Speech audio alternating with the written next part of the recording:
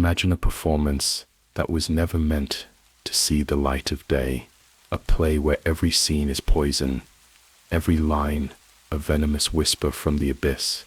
It doesn't just erode reality around you, it erases your identity, your memories, the very essence of who you are.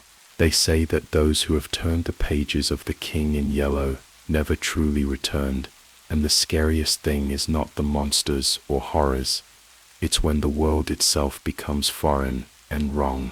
What is this forbidden force that governs this theater of madness? Today we will lift the curtain and peer into the darkness.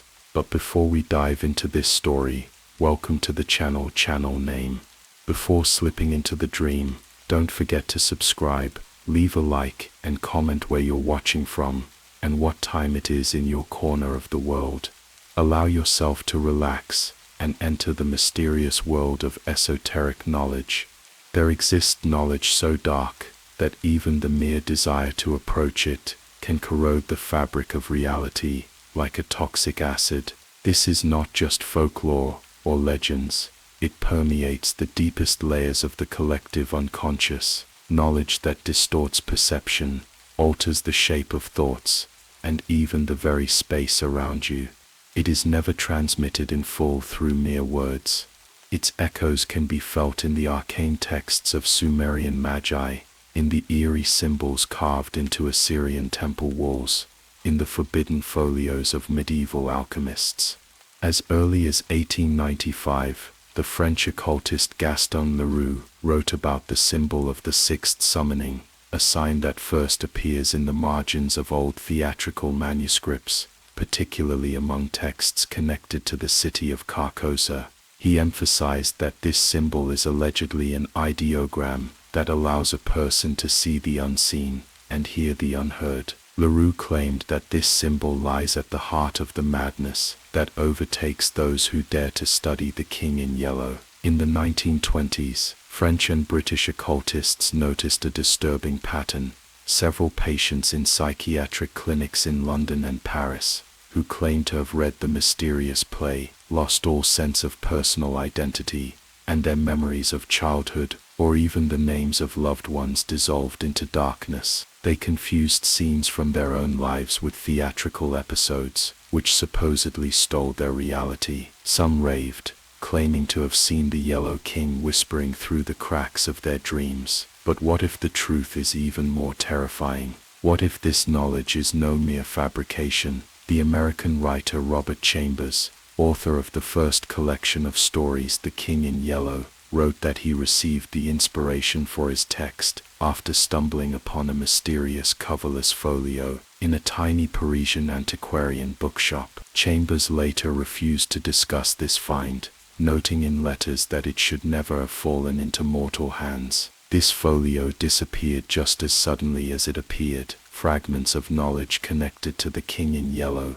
can even be traced in non-canonical early Christian texts. In Gnostic manuscripts, particularly in the Pistis Sophia, there is mention of a theatron in the desert, where those who saw a single performance forgot the way back, remaining forever trapped in an endless play. This place is associated with the image of Carcosa, a city where an infinite act destroys time itself, turning it into a spiral. An even more troubling fact: declassified UN archives contain records that between 1952 and 1971, mass psychogenic episodes were recorded in various parts of the world. People claim to hear echoes of a theatrical performance, to see strange actors in tattered yellow robes, and even to find themselves on stage with no memory of how they got there. One such mass incident occurred in the French city of Nantes in 1963, where over 40 people simultaneously reported to doctors, complaining of a loss of self and a sense of being beyond the curtain. Psychiatrists called it mass hysteria, but no rational explanation was ever found. And so the question arises, can a text truly be so powerful that it not only influences the mind, but also changes the very fabric of reality? The renowned Swiss psychologist Carl Gustav Jung once wrote about the archetypal symbol of chaos as the voice of the absolute other, which manifests in dreams and mystical experiences. It is entirely possible that The King in Yellow is not just a text, but a true mythical structure encoded within our subconscious, awakening only when someone utters a specific sequence of symbols. The paradox is that none of the discovered versions of this play are complete. All copies are fragmented, distorted by time and various edits. Some contain only a few scenes, others, snippets with strange marginal notes, yet they all share one trait. After reading these lines, readers begin to lose orientation in time and space. This is not just a legend. Even modern neuropsychologists admit that certain textual patterns can trigger a subconscious phenomenon of breaking reality, where the brain begins to perceive the imaginary as real. Where did this knowledge come from? Who first brought it into our world? And can we trust our own eyes when we turn the pages of an old manuscript? They say the curtain will rise when the actor in the tattered yellow cloak finally returns, but we will speak of that later. They speak of Hastur in whispers, as though his very name is a key capable of unlocking a door to something that no human should ever see. For those who have encountered his shadow, Hastur is not merely a character in some forgotten manuscript. He is the living, pulsing embodiment of ancient and forbidden knowledge, a secret etched into the fabric of the stars themselves. Those who stare too long into the void where Hastur waits often discover that the void is staring back, and worse, it remembers. The myth of Hastur is older than most dare admit, transcending the pages of The King in Yellow and bleeding into other grimoires, symbols, and nightmares that stretch back thousands of years. Ancient Akkadian tablets mention an entity known as Heshur, a word scholars have debated over, yet it appears alongside glyphs representing decay, desolation, and an inverted sun, an image of light consuming itself. In the icy silence of the void between stars, Hastur is said to slumber in the lost city of Carcosa, a place that defies the known laws of time and space. French writer Ambrose Bierce was among the first to whisper the name Carcosa into literature, yet his references were cryptic, leaving generations of esoteric scholars to speculate on the city's true nature. Is Carcosa a metaphor, a literal place within the dreamscape of cosmic horror, or is it the staging ground of an entity that has always existed on the fringes of human thought, waiting for the right moment to step forward from the shadows? Throughout history, certain patterns emerge when Hastur's presence is suspected. In 1928, in a remote village near Arkham, Massachusetts, yes, the same Arkham that would later haunt the stories of Lovecraft, an entire congregation of a local church reportedly disappeared overnight. The chapel, found abandoned, was filled with strange symbols drawn in a viscous yellow substance. No bodies were ever recovered, but a single torn page, written in a mixture of Latin and an unknown script, remained on the altar. The fragment ended with a single line, inked hastily and smeared. The yellow sign is the door.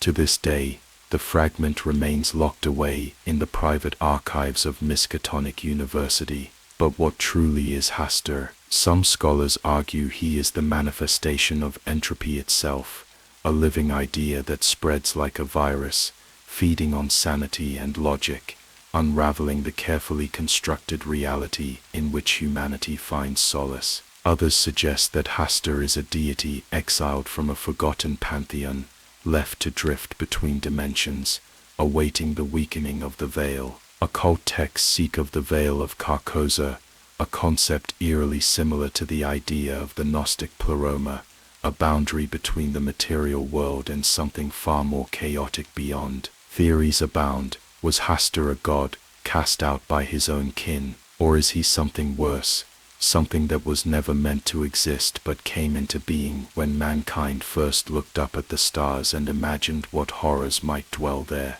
More disturbing are the accounts of those who claim to have directly invoked him. A notorious case occurred during the winter of 1954, when a group of avant-garde theater performers staged a private adaptation of The King in Yellow in an abandoned mansion in the French countryside. Survivors, if they can be called such, spoke of the moment the actor playing the stranger donned a tattered yellow robe and uttered lines not present in the original script. The performance did not end. The actors froze mid-sentence, staring into the void as if something or someone was standing just beyond the reach of the footlights. Witnesses from the village claimed that for weeks afterward, the mansion seemed to vanish from sight entirely, appearing only during strange hours of twilight, wreathed in a thin, unnatural fog. When local authorities finally entered the grounds, they found nothing but shattered mirrors and that same symbol, the yellow sign, etched into the walls with what appeared to be bone fragments. There is a chilling aspect to Hastur's mythos.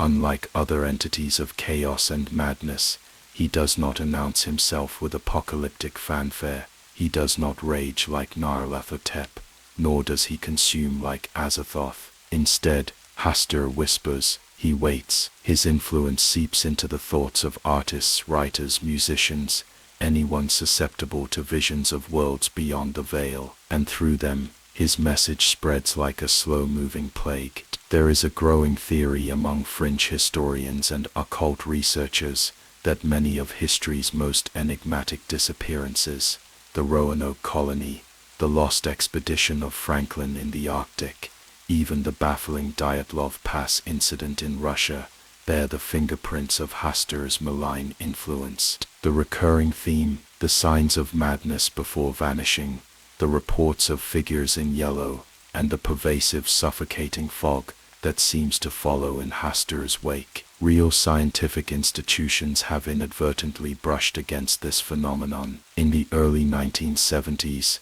the Stanford Research Institute conducted a series of remote viewing experiments as part of classified government projects like Stargate. One participant, after focusing on the coordinates of an undisclosed target location in the Pacific, began drawing an intricate concentric pattern resembling the yellow sign. Within hours the subject collapsed, muttering disjointed phrases about the city behind the sky, and a stranger whose mask cannot be removed. The documents were classified and suppressed, yet fragments have leaked to the public over the years, sparking frenzied debates in occult communities. Carl Jung once theorized that the collective unconscious houses ancient archetypes, primordial symbols shared across cultures. But what if some of those symbols aren't just psychological constructs? What if Hastur is one such archetype made flesh, feeding on humanity's need to explain the unexplainable?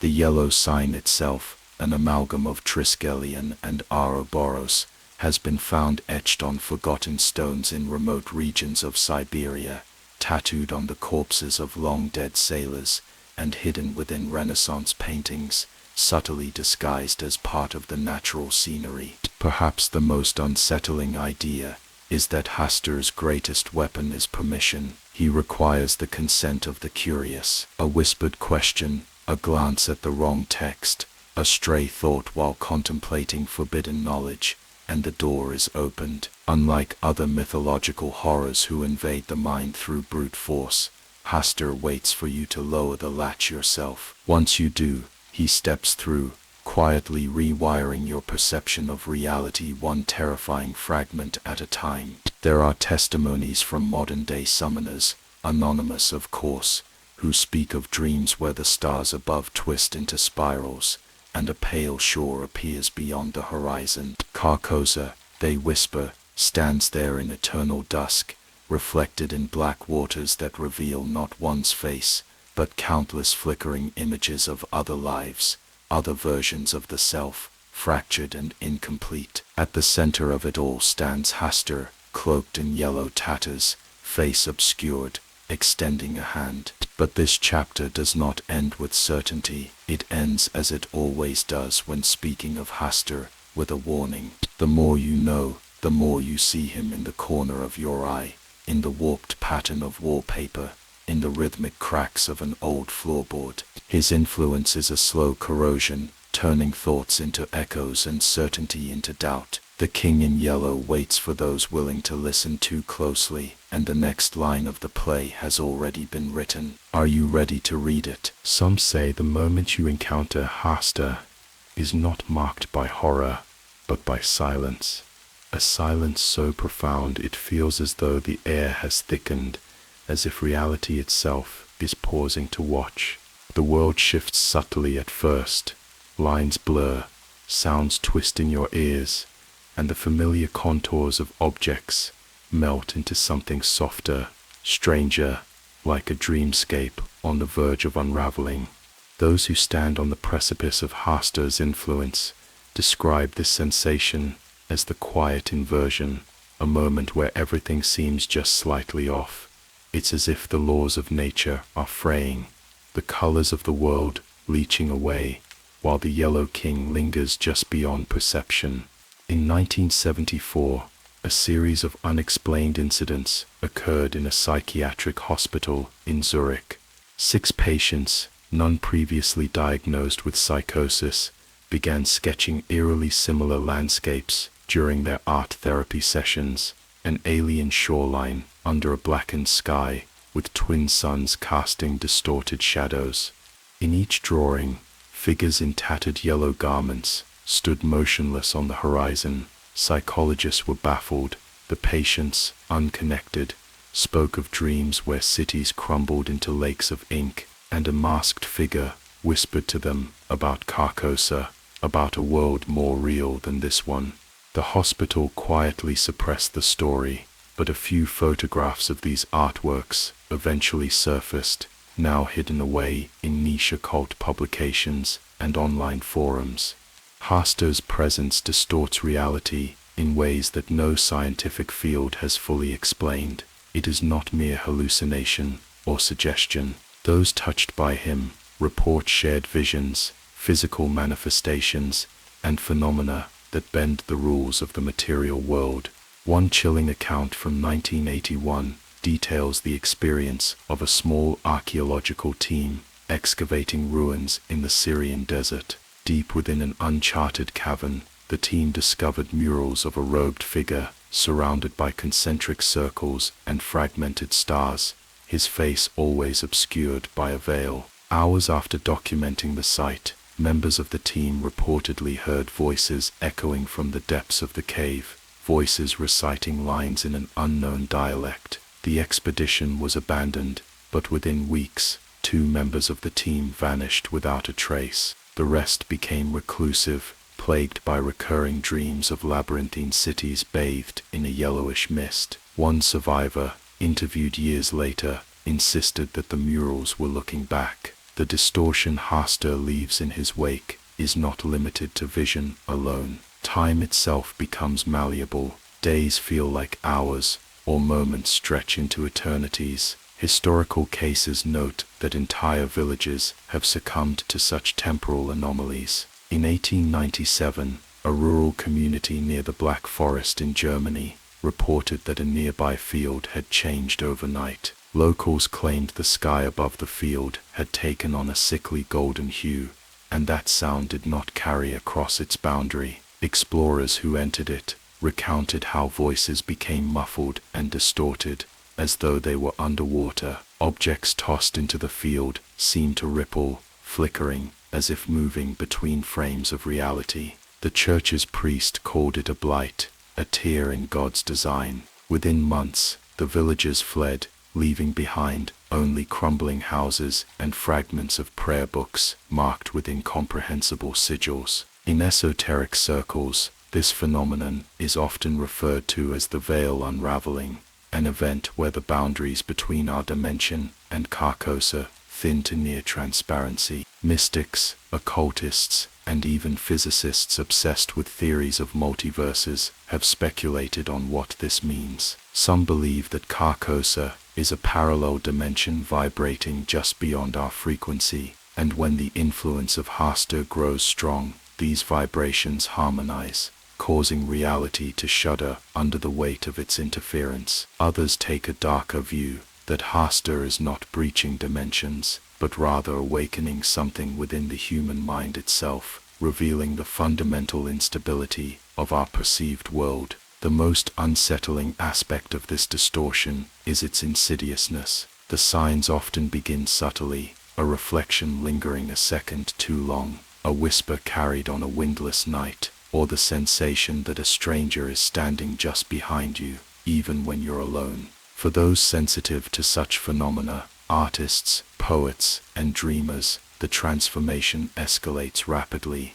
They begin to see patterns everywhere, spirals etched into the bark of trees, symmetrical cracks in old stone, and the unmistakable repetition of the yellow sign in graffiti, in the creases of crumpled paper, even hidden within the static of a broken television. One of the most enigmatic real-world cases is the story of François Gautier, a 19th century Parisian playwright. In 1889, Gautier claimed to have been sent a complete manuscript of The King in Yellow by an anonymous benefactor. Obsessed, he staged a private reading for fellow playwrights and artists. Within weeks, Gautier and his circle began reporting terrifying visions, stage curtains parting to reveal empty voids, voices chanting verses that no one recalled writing, and characters from their scripts appearing in dreams with self-awareness and malevolence. Gautier's diary, now kept in a sealed archive in Paris, describes the sensation of living within an endless performance. Eventually, Gautier was institutionalized after setting fire to his own theater, convinced it was the only way to sever the connection to the Yellow King. He died muttering about a play that writes itself in the spaces between moments. Modern neuroscience has only scratched the surface of these strange occurrences. Researchers investigating shared psychosis, or folie à deux, have encountered patterns that resemble Haster's influence. In documented cases, two or more individuals in close proximity develop identical delusions, often without external stimuli. Yet in the context of Haster, these delusions seem to cross continents and cultures. Reports from isolated tribes in Papua New Guinea describe rituals involving the shadowed king, where shamans enter trance states and emerge days later speaking in riddles about a city on a lake that reflects not water, but oblivion. Meanwhile, in Scandinavia, ancient sagas whisper of the pale god, a figure whose arrival is always heralded by the disappearance of entire villages and the appearance of stars where no stars should be. What makes Haster's distortion of reality most terrifying is the idea that it is contagious. Just hearing the story, just allowing the seed of Carcosa into your thoughts, opens you to his influence. The playwright Gautier described it as a contagion of vision, where thoughts mutate and reality bends in response. Even today, those who read the yellow sign, or delve too deeply into forbidden texts, report dreams turning into recursive loops, where waking feels indistinguishable from slumber, and every mirror hides a version of themselves that watches with growing amusement. But is Haster a god, a curse, or a deeper truth about existence itself? Some physicists suggest that the universe may, at its core, be an unstable system held together by perception, collapsing and reshaping based on the observer. Could it be that Haster is a rogue aspect of consciousness, a manifestation of the observer's paradox, causing reality to fragment as attention is drawn to him? There are unsettling parallels between Haster's mythos and quantum mechanics. The observer effect in physics tells us that particles behave differently when measured. What if Haster is a cosmic entity that thrives on being observed, feeding off attention, dragging the observer into a collapsing, shifting state of being, where matter and mind become one tangled skein of unreality? The cults who worship him believe this to be true. They inscribe the yellow sign onto hidden altars. They whisper invocations not to summon him, but to prepare their minds to see him. Some believe Carcosa is a psychological archetype of entropy and dissolution. Others swear it is a place, not merely a metaphor, but a real city lurking behind the framework of our universe. Whichever is true, one fact remains undeniable. Haster distorts everything he touches. He dissolves the certainty of time, logic, and the self. Even now, there are those who claim to have walked the shorelines of Carcosa in their dreams. They describe waters black as ink, where stars twist in impossible geometries and buildings stretch high into a sky that bleeds gold and gray. They say that from the steps of a vast decaying palace, a robed figure watches with infinite patience. His face is obscured, his crown tarnished, and his hands outstretched as though inviting them deeper. The question is not whether Hasta is coming. The question is whether he's already here, lingering just behind the veil of our perceptions. And perhaps, as you listen now, you feel it too. The creeping suspicion that somewhere, just beyond the walls of your room, the king in yellow is waiting for you to notice him. It all begins not with a scream, but with a whisper from the distant past, an echo that reverberates through forgotten pages and across the shifting sands of time. The name Hasta first rises from the mist in the bleak prose of Ambrose Bierce, an American writer and journalist whose work has long haunted the boundaries between reality and nightmare. In 1886, Bierce penned a chilling story titled An Inhabitant of Carcosa, describing a desolate city beyond time and space, a ruined place stripped of life, where shadows linger long after the light has fled. Yet what Bierce left unsaid, what lurks between the carefully measured words of his tale, is where Hasta hides, not as a character, not even as a god, but as the breath of entropy itself. Bierce's Carcosa is unlike any city we know. It is a corpse of stone and dust, decaying under a sunless sky, where time hangs suspended like a broken clock. In the story, a nameless wanderer, unsure if he is dead or dreaming, stumbles through the ruins, witnessing strange symbols etched into gravestones, and a chilling silence that suffocates the world around him. But there is one symbol that is never named in the text, only implied, a mark that many modern occultists now associate with the yellow sign, the sigil of Hasta's dominion. Bierce never mentions Hasta directly in this early work, yet the mere invocation of Carcosa planted the seed. Over the decades, that seed has grown into a labyrinthine mythology, tangled with layers of forbidden knowledge, speculative cosmology, and real-world disappearances. Some scholars suggest Bierce himself may have stumbled upon something ancient, something that found its way into his writing without his conscious awareness. Bierce's own fate only deepens the mystery. He vanished in 1914, under enigmatic circumstances, traveling to Mexico during the chaos of the revolution. No confirmed trace of him was ever found. What Bierce described in his tale eerily mirrors concepts found in ancient Mesopotamian writings. The ruined city beyond time resembles Ur-Kala, the Sumerian underworld where the dead roam beneath the earth's surface, caught in a liminal state between existence and oblivion. Clay tablets recovered from the ruins of Nineveh depict cities beneath barren wastelands, surrounded by silent forests and cyclopean structures, scenes disturbingly similar to the skeletal trees and crumbling ruins of Carcosa. But is Carcosa truly a city, or is it an idea, an infection of reality itself? When Robert W. Chambers picked up Bierce's whispers and expanded them into his 1895 collection, The King in Yellow, the enigma deepened. Chambers linked Carcosa to Hasta, binding the city to a cosmic intelligence that perverts the fabric of existence. Hasta became the hidden ruler of this decaying metropolis, a presence implied rather than shown, an architect of a reality where the sky is perpetually veiled in gray and gold, where the waters reflect not the heavens, but the sickly glare of a broken cosmos. There are strange coincidences that point to Carcosa being more than mere fiction. In 1921, a British explorer, Lieutenant Frederick Harrington, vanished while mapping uncharted regions of Mongolia. The only relic recovered from his expedition was a journal entry describing an ancient ruin buried beneath the sands, a place marked by standing stones etched with spirals and strange glyphs. His final entry ends cryptically: "Beneath twin suns, where no sun should be, I stand on the shores of black water, Carcosa." Harrington's disappearance remains unsolved, and occult researchers have long speculated that he stumbled into a pocket reality, where the veil thinned, revealing something Bierce only dared to hint at.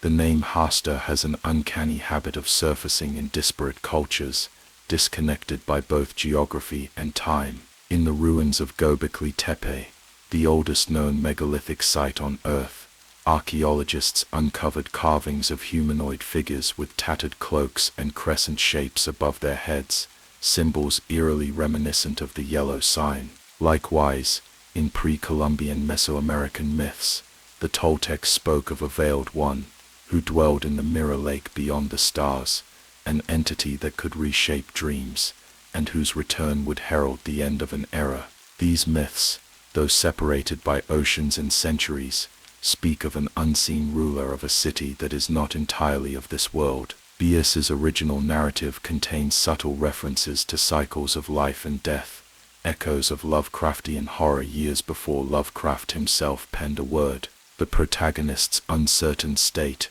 caught between life-dream and afterlife, is emblematic of Hasta's insidious influence. Those who encounter Carcosa often lose track of their own mortality, becoming trapped in the folds of a decaying reality. The silent city offers no answers, only further descent into madness. Modern psychological theories touch on this unsettling ambiguity. Jung's concept of the shadow archetype, the unconscious self buried beneath societal masks, resonates with Hasta's dominion over Carcosa. It is as though the city mirrors the recesses of the human mind, populated not by people but by fears, regrets, and echoes of identities long since eroded. The blurred line between Bias's crumbling city and the unconscious suggests that Carcosa is as much a mental prison as it is a place beyond stars. Some researchers believe that Bias, intentionally or not, encoded ancient esoteric concepts within an inhabitant of Carcosa.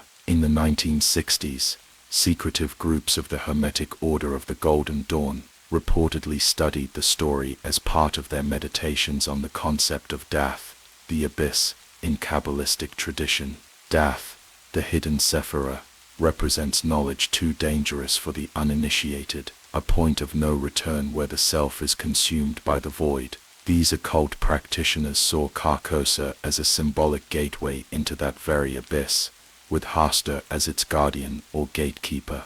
Other occult documents from the late 19th century reference a ritual known as the tearing of the curtain, intended to glimpse what lies beyond Carcosa's shorelines. Diaries from these fringe groups are filled with recurring motifs: gray skies, dried-up lakes, crumbling towers, and the soft rustle of a robe trailing behind a masked figure. Yet every account ends in madness, with practitioners reportedly losing all sense of linear time and physical reality. Some vanished entirely, while others emerged changed, haunted by visions they could not articulate. In 2017, a classified portion of a psychological study conducted in Antarctica hinted at something chilling. Researchers stationed at McMurdo Station reported vivid group hallucinations following the discovery of strange geometric patterns beneath layers of ancient ice. Several participants mentioned dreams of walking along an endless barren plateau toward a ruined city, under an alien sky. The unsettling detail: none of the scientists had any prior exposure to the mythos of Carcosa, yet the descriptions matched Bias's narrative with alarming accuracy. If Carcosa and Hasta are purely literary fabrications, then why do they echo in forgotten rituals, obscure symbols, and inexplicable experiences from every corner of human history? Skeptics argue it's a cultural meme, a self-replicating idea planted in the collective subconscious. But believers, those who have stared too long into the abyss, know otherwise. They claim that Carcosa is a fracture in the dream of the universe, a wound through which Hasta peers, waiting. Perhaps Bias did not create Hasta or Carcosa, but merely glimpsed them, channeling fragments of a cosmic truth through ink and parchment. His words, like a spell, continue to resonate, drawing in the curious, the desperate, and the damned. And every time someone whispers Hasta, the veil thins ever so slightly, allowing the king in yellow to lean closer. And now, as you listen, do you not feel it too? That quiet unease, that faint shift in perception, as though the air around you has thickened. Could it be that the path to Carcosa has already begun to form beneath your feet? Carcosa is no longer merely a place whispered about in ancient texts or hidden within the decaying margins of forbidden manuscripts. It has become something far more potent, a symbol, a cipher, etched into the subconscious, silently weaving its way through history, myth, and nightmare. Across every culture, across centuries, Carcosa emerges as the embodiment of death, decay, and the ultimate erosion of reality itself. It stands as a spectral city where time is meaningless, where memory falters, and where the very notion of existence dissolves like mist under a sickly yellow sun. Those who have dared to peer through the veil speak of Carcosa as a reflection of entropy, the inevitable decay not only of matter, but of the mind. It is the city that consumes identities, unraveling the delicate threads that tether us to the fabric of reality. Legends tell of wanderers who stumble upon it, not physically, but in dreams, visions, or moments of profound despair. They walk its empty streets, lined with crumbling towers that stretch upward into skies that do not move. There is no wind in Carcosa, only silence, punctuated by the distant echoes of forgotten voices, trapped between dimensions. Ancient civilizations carried fragments of this symbol long before Bias gave it a name. The Aztecs spoke of Mictlan, a desolate underworld where the dead wandered for eternity beneath a sky devoid of stars. The Norse sagas whispered of Niflheim, a realm of mist and darkness, where rivers of venom carved canyons through the bones of fallen gods. And in the mysterious book of Enoch, there is mention of cities where angels weep, abandoned by heaven, and left to erode in the hollow between worlds. Each of these realms shares the motifs of Carcosa: desolation, collapse, and a creeping malaise that erodes the mind as surely as it does the body. In 1933, during an expedition to a forgotten monastery in the Romanian Carpathians, archaeologist Heinrich Meissner uncovered murals in a subterranean chapel. The frescoes, estimated to be over 900 years old, depicted a walled city on the edge of a black lake, its towers crumbling into the waters, beneath a sky splintered with twin suns, one dim, one burning bright. At the center of the city stood a figure, faceless and draped in yellow tatters. Meissner, who was not aware of Bias or Chambers at the time, wrote in his notes that the city felt alive in the stillness, and that simply gazing upon the murals filled him with an unbearable sorrow, as if he were looking at his own grave.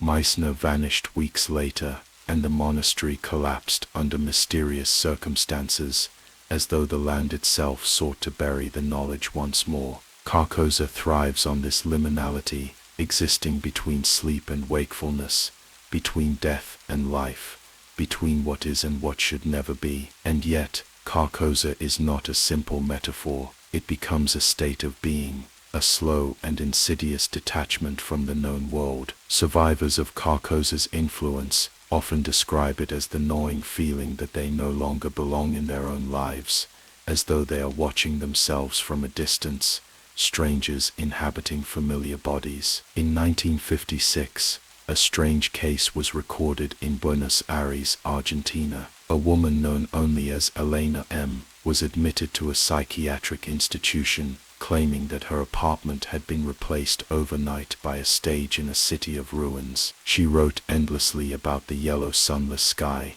about walking streets where every window revealed only shadows mimicking human movements. More chilling were her mentions of a pale shore, across which stood a broken palace crowned by a decaying mask. After 6 months, Elena disappeared from the facility without a trace. The only clue left behind was a crude drawing of the yellow sign scrawled onto the wall of her cell, surrounded by dozens of tiny spiral patterns. Such spiral motifs have been documented elsewhere, etched into Bronze Age burial mounds in Ireland, appearing in labyrinthine layouts of ancient Greek ruins, and even present in early Slavic carvings linked to underworld deities, each spiral leading inward, collapsing in on itself like the inevitable decay. Carcosa promises to all who wander too far. Some modern physicists speculate that entropy, the gradual decline into disorder, is not simply a scientific principle but a cosmic law, one that Carcosa personifies. The second law of thermodynamics governs all things in this universe. Everything breaks down, systems move toward chaos, and in the cold embrace of entropy, identity itself fades. Carcosa then becomes a lens through which we see this truth, a place where nothing grows, nothing heals, and the very structure of reality collapses into an endless twilight. The stories are chillingly consistent. In isolated Arctic communities, indigenous shamans speak of the dimming land, a place glimpsed in death visions, where wolves walk upright and speak in riddles under the watchful eye of a tattered king. In abandoned corners of Tibet, the Bonin tradition tells of a nameless city high in the clouds, where those who lose their way never return the same. Even the apocryphal Dead Sea Scrolls contain warnings of a city where the sons of men lose their names, and the stars do not move. To enter Carcosa is to walk the threshold of annihilation. Its influence is not always immediate, but it is always fatal. First, dreams change. The sky in the mind's eye becomes gold-tinged. Clouds hang like heavy drapes, and familiar landscapes seem inverted. Then comes the dissociation. Victims struggle to connect with loved ones, feeling as though conversations play out as rehearsed lines in a forgotten script. Lastly, comes the breakdown of linearity. Time loops,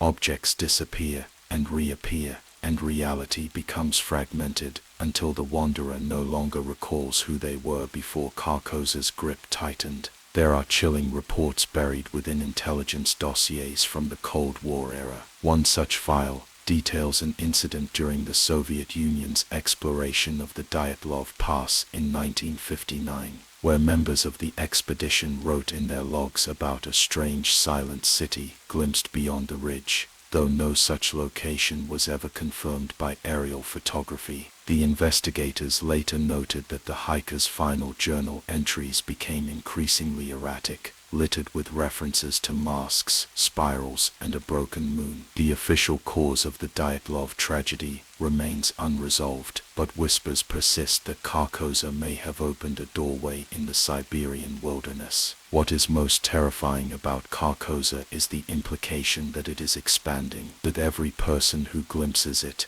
whether in a nightmare or the jagged shadows of a derelict street corner, Carcosa tightens its grip on the physical world. It colonizes perception, altering the mind until the waking world no longer feels distinct from the city of ruins. The pattern grows stronger with each generation, whispered through literature, embedded in the subtext of esoteric art, and echoed in the subconscious of dreamers across the globe. Artists, in particular, are said to be drawn to it like moths to flame. The painter Richard Upton Pickman, the poet Gerard de Nerval, and even Antonin Artaud have all been rumored to reference elements of Carcosa or its decaying symbolism in their works. Nerval, who famously took his own life, left behind cryptic writings about a sunless sky and the unbearable silence beneath two stars. Likewise, Artaud, whose descent into madness remains one of the most tragic stories in modern theater, wrote of a stage set beneath eternity's dying breath, where all plays end in the same oppressive silence. Perhaps Carcosa is more than a place or a symbol. Perhaps it is a cosmic inevitability,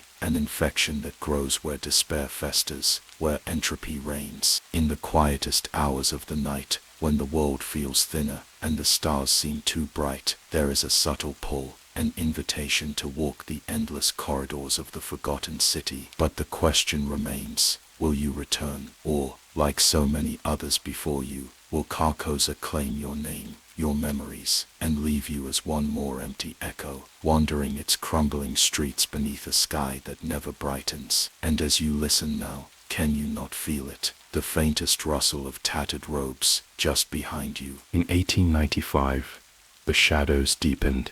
The seed planted by Ambrose Bierce took root and spread like a creeping vine, into the collective unconscious when Robert W. Chambers released The King in Yellow, a book that would fracture the boundary between fiction and myth, reality and nightmare. It was Chambers who first invoked the cursed play, a manuscript that when read or performed leaves nothing intact. Those who dare to consume its forbidden lines spiral into madness, swallowed by an unrecoverable loss of self. With that, the idea of Carcosa transformed from a spectral city into an omnipresent infection, a sickness transmitted not through blood, but through ink. Chambers' The King in Yellow was unlike anything that had come before. It wove together decadent horror with the fragile beauty of art, the danger of obsession, and the unbearable cost of forbidden knowledge. The play within the book is never fully revealed. Only fragments surface, like bones poking through shallow earth. What remains are tantalizing glimpses, a masked stranger, a crumbling palace, and the yellow sign, an occult symbol capable of breaking the mind. The very act of reading even a portion of this cursed drama seals a fate from which there is no salvation. Reality for the reader becomes Carcosa. Chambers wove into his stories not just horror, but the seductive allure of the unknown. The unnamed play within his book is the perfect trap, a narrative so dark and so incomprehensibly vast that to glimpse its secrets is to willingly walk into the arms of the King in Yellow, never to return. And yet, like moths to flame, those who encounter whispers of it are unable to resist the pull. The eerie influence of this fictional play has spilled into the real world. In 1910, a private society of Parisian artists, known as Les Enfants de la Nuit, was rumored to have staged a reading of the first act of the play. The performance, held in a cellar beneath Montmartre, reportedly ended in chaos. Eyewitness accounts describe sudden mass hysteria, with attendees attacking each other or clawing at the walls in silence. The authorities found the room emptied, save for the script, which was said to have been scrawled on yellowed parchment in a language no one could identify. Official records of the event vanished, but whispers of the incident survive in the oral histories of Paris's occult underground. The genius of Chambers' contribution lies in the play's vagueness. His refusal to fully describe its plot or characters gives it power, allowing the mind to fill in the blanks with its own fears. This ambiguity mirrors the techniques of esoteric traditions, where the most potent rituals and symbols are often those left undefined, allowing them to transcend logic and enter the deeper realms of intuition and terror. The yellow sign itself is perhaps the most enduring relic of this mythos. Chambers never fully details its design, but it is universally depicted as a spiraling, asymmetrical glyph, a sigil that seems to shift under prolonged observation. Some have linked it to chaos magic and the Ouroboros, suggesting it symbolizes the endless cycle of destruction and rebirth, though distorted through the lens of madness. During the 20th century, occultists such as Kenneth Grant, a disciple of Aleister Crowley, referenced the yellow sign in his writings about the Typhonian current, connecting it to pathways in the subconscious where the mind meets the primordial chaos beyond the stars. What Chambers introduced to the world was more than fiction. It was a psychological virus. Once you hear of the play, its presence lingers in the back of the mind, whispering. Readers of The King in Yellow have reported recurring dreams of gray skies, theaters submerged in dark waters, and masked figures standing silently in the wings. There are no curtains in these dreams, only the suggestion of a stage forever awaiting its next scene. In the decades following Chambers' publication, strange events began to coalesce around theater circles and literary salons. In 1924, a traveling troupe in Prague claimed to have uncovered an original draft of the play, hidden in the hollow of a centuries-old statue. They rehearsed its lines in secret. Neighbors reported eerie lights and distant screams from the derelict theater they used. When the authorities finally intervened, they found the stage dressed as a throne room overlooking a lake, with yellow drapery scattered across the seats. None of the actors were ever found. Some claimed that the troupe had become part of the play itself, walking the cursed streets of Carcosa beyond the reach of the waking world. Modern scholars have observed unsettling patterns that emerge whenever the play is mentioned. There are parallels with the legend of the Sibylline books in ancient Rome, texts said to drive those who read them to madness, if handled improperly. Like the Sibylline oracles, Chambers' creation occupies a liminal space between prophecy and curse. Psychologists have identified what they call the yellow syndrome, a phenomenon where repeated exposure to narratives of Carcosa and the King in Yellow results in subtle dissociation and paranoia. Though officially regarded as a psychosomatic response to horror literature, certain case studies remain inexplicable, such as a 1987 case in which a literary scholar in Massachusetts, after spending months researching Chambers' works, vanished and left behind only a single entry in their journal.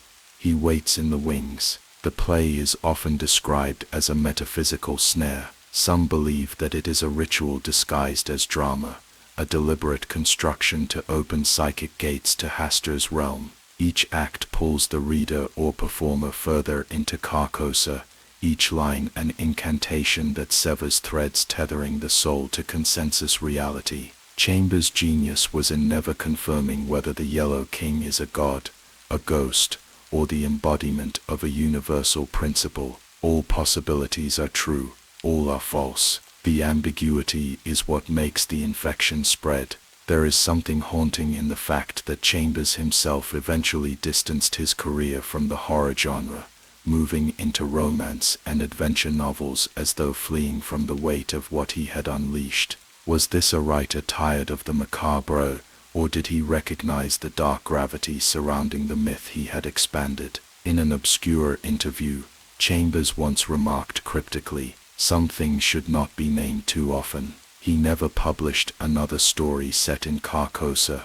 The legacy of the King in Yellow lives on in whispers, locked behind the eyes of those who have dared to peer too deeply into its mysteries. During the height of the occult revival in the 1960s, several underground playwrights attempted to reconstruct the play using fragmented notes from Chambers' original text. One such playwright, operating under the pseudonym Janus, produced a private showing in London's East End for an audience of no more than 30. The aftermath is shrouded in rumor.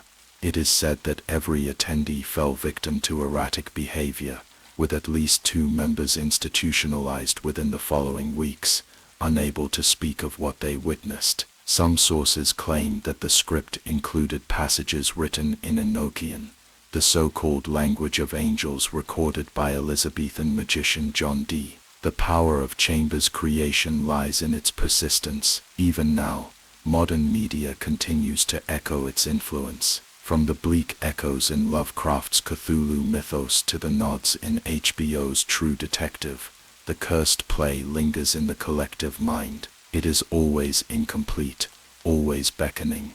The yellow sign appears hidden in album covers, in experimental theater, and in the digital void of internet folklore, where so-called lost scripts of the play circulate in obscure forums, inviting the curious to read, to glimpse and to fall. Is the King in Yellow real, or is it the perfect horror, one that demands the reader finish writing it in their own mind? Whether it is a book, a stage production, or a cosmic ritual, the effect is the same: madness, dissolution, a slow and irreversible surrender to Carcosa. And even now, as you listen to this tale, ask yourself, have you noticed the yellow threads beginning to creep through the seams of your reality? The subtle shifts in your perception? Are you already reading the first lines of the play without realizing it? The curtain has risen. The lights are dimming. and the king is watching. The curse's play is more than mere ink on paper. It is a gateway, an artifact, a conduit between realms where the laws of nature twist under the will of something far older than human history. Hastur, the veiled monarch of Carcosa, does not scream or conquer through brute force. Instead, he writes, he infects. The king in yellow is not simply a script, but a vessel that channels his essence into our reality. Each word a thread binding the reader to the city beyond the stars. The deeper one reads, the weaker the walls between dimensions become, until, at last, the play consumes both the observer and the world they inhabit. To understand the play as an artifact is to recognize it as a living thing. In some circles, it is considered a grim talisman, woven from concepts older than language itself. Occult historians have traced precursors to the king in yellow as far back as Babylonian cuneiform tablets describing songs that end the dream of man, believed to be rituals capable of calling forth entities from the darkness between the stars. Similarly, the Gnostic Nag Hammadi texts whisper of the Logos, divine words that shape reality. But what if there are antitheses to such words, darker syllables that do not create but unravel? In 1939, during a dig in the ruins of Persepolis, archaeologists uncovered a series of fractured stone tablets inscribed with glyphs that bore a resemblance to spiral patterns later associated with the yellow sign. Among them were references to the monarch of silence, a godlike entity invoked through recitations meant to erode the will and bind the listener to the echoing courts of the city beyond. The resemblance to Hastur's influence through the cursed play is undeniable, and scholars have long debated whether these tablets are an early manifestation of the same malignant current. But what is it about the play itself that makes it so dangerous? Experts in memetics, a field that studies how information behaves like a virus, have proposed that certain narrative structures can implant themselves into the subconscious. The king in yellow functions as a memetic agent, an idea that replicates itself through its victims. It doesn't merely impart information, it rewires perception, subtly altering the way readers or audiences process reality. Reports from underground occult lodges detail how secret performances of the play often coincide with unexplained phenomena, sudden temperature drops, electrical disturbances, or sightings of masked figures in peripheral vision. In 1972, a group of fringe occultists staged a private production of The King in Yellow in the catacombs beneath Paris. Eyewitnesses claimed that as the second act began, parts of the cavern appeared to distort, walls pulsing as if breathing, shadows lengthening in unnatural ways. One participant, before vanishing for days, reportedly muttered that the audience had joined us on stage, suggesting that the boundaries between performer and observer, and perhaps between realms, had dissolved entirely. The play's words are not inert, they are vectors of transformation, encoding a reality where logic decays. Readers become carriers of the infection, spreading its corrupting influence like a contagion. The effect is cumulative, compounding over time. At first, readers notice small inconsistencies, objects subtly out of place, voices echoing too long, colors shifting in ways the eye cannot fully process. But soon, the play invades dreams, and waking life begins to mirror the desolation of Carcosa's streets. Even now, there are individuals who claim to have found pages of the play hidden in obscure places, inserted into library books,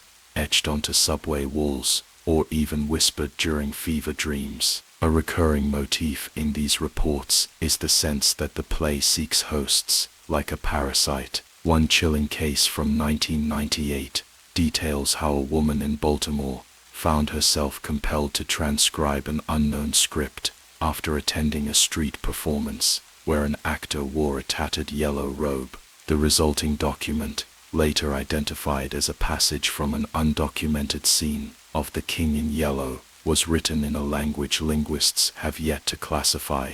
The artifact's power lies in its paradox. It is a narrative, yet it behaves like a ritual. Unlike typical grimoires, the play requires no incantation circle, no blood sacrifice. The act of engaging with it, reading, watching, even hearing its lines recited, is the summoning itself. The mind becomes the altar, and reality the offering. In ancient Egyptian funerary rites, there existed the belief that certain words could animate statues or open gates to the duat, the realm of the dead. Some esoteric scholars believe that The King in Yellow operates on a similar principle. It is a spoken spell disguised as theater, crafted to tear holes in the veil, separating dimensions. In Tibetan Dzogchen traditions, certain texts are classified as terma, spiritual treasures hidden until humanity is ready, or doomed enough, to receive them.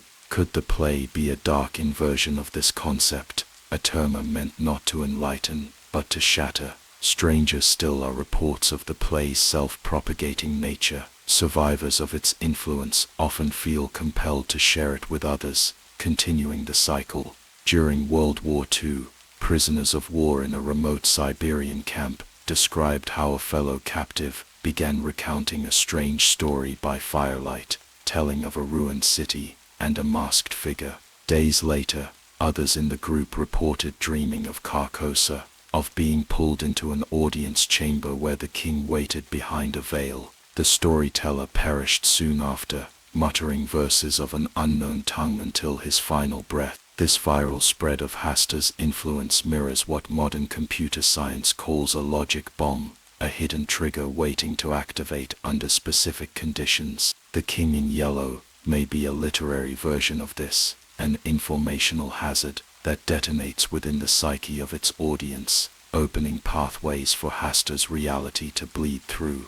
Why Hasta created the play, or why it continues to persist, is a question lost to time. Some argue that Hasta does not need worshippers in the traditional sense. Instead, he requires participants, actors in a cosmic theater, who willingly step into the roles he has written. The play is the script of this theater, but the world is its stage. There are unsettling records buried deep within the Vatican archives, rumored among insiders to reference a drama prohibitor, a heretical text said to possess the power to distort faith itself. One unnamed cardinal, writing in the 16th century, described it as a poison of the mind, cloaked in prose and stagecraft, delivered to men by the veiled one who rules where suns do not shine. Many believe this to be an early appearance of the King in Yellow, hidden beneath the layers of time and language. Hasta's genius is his patience. Through the artifact,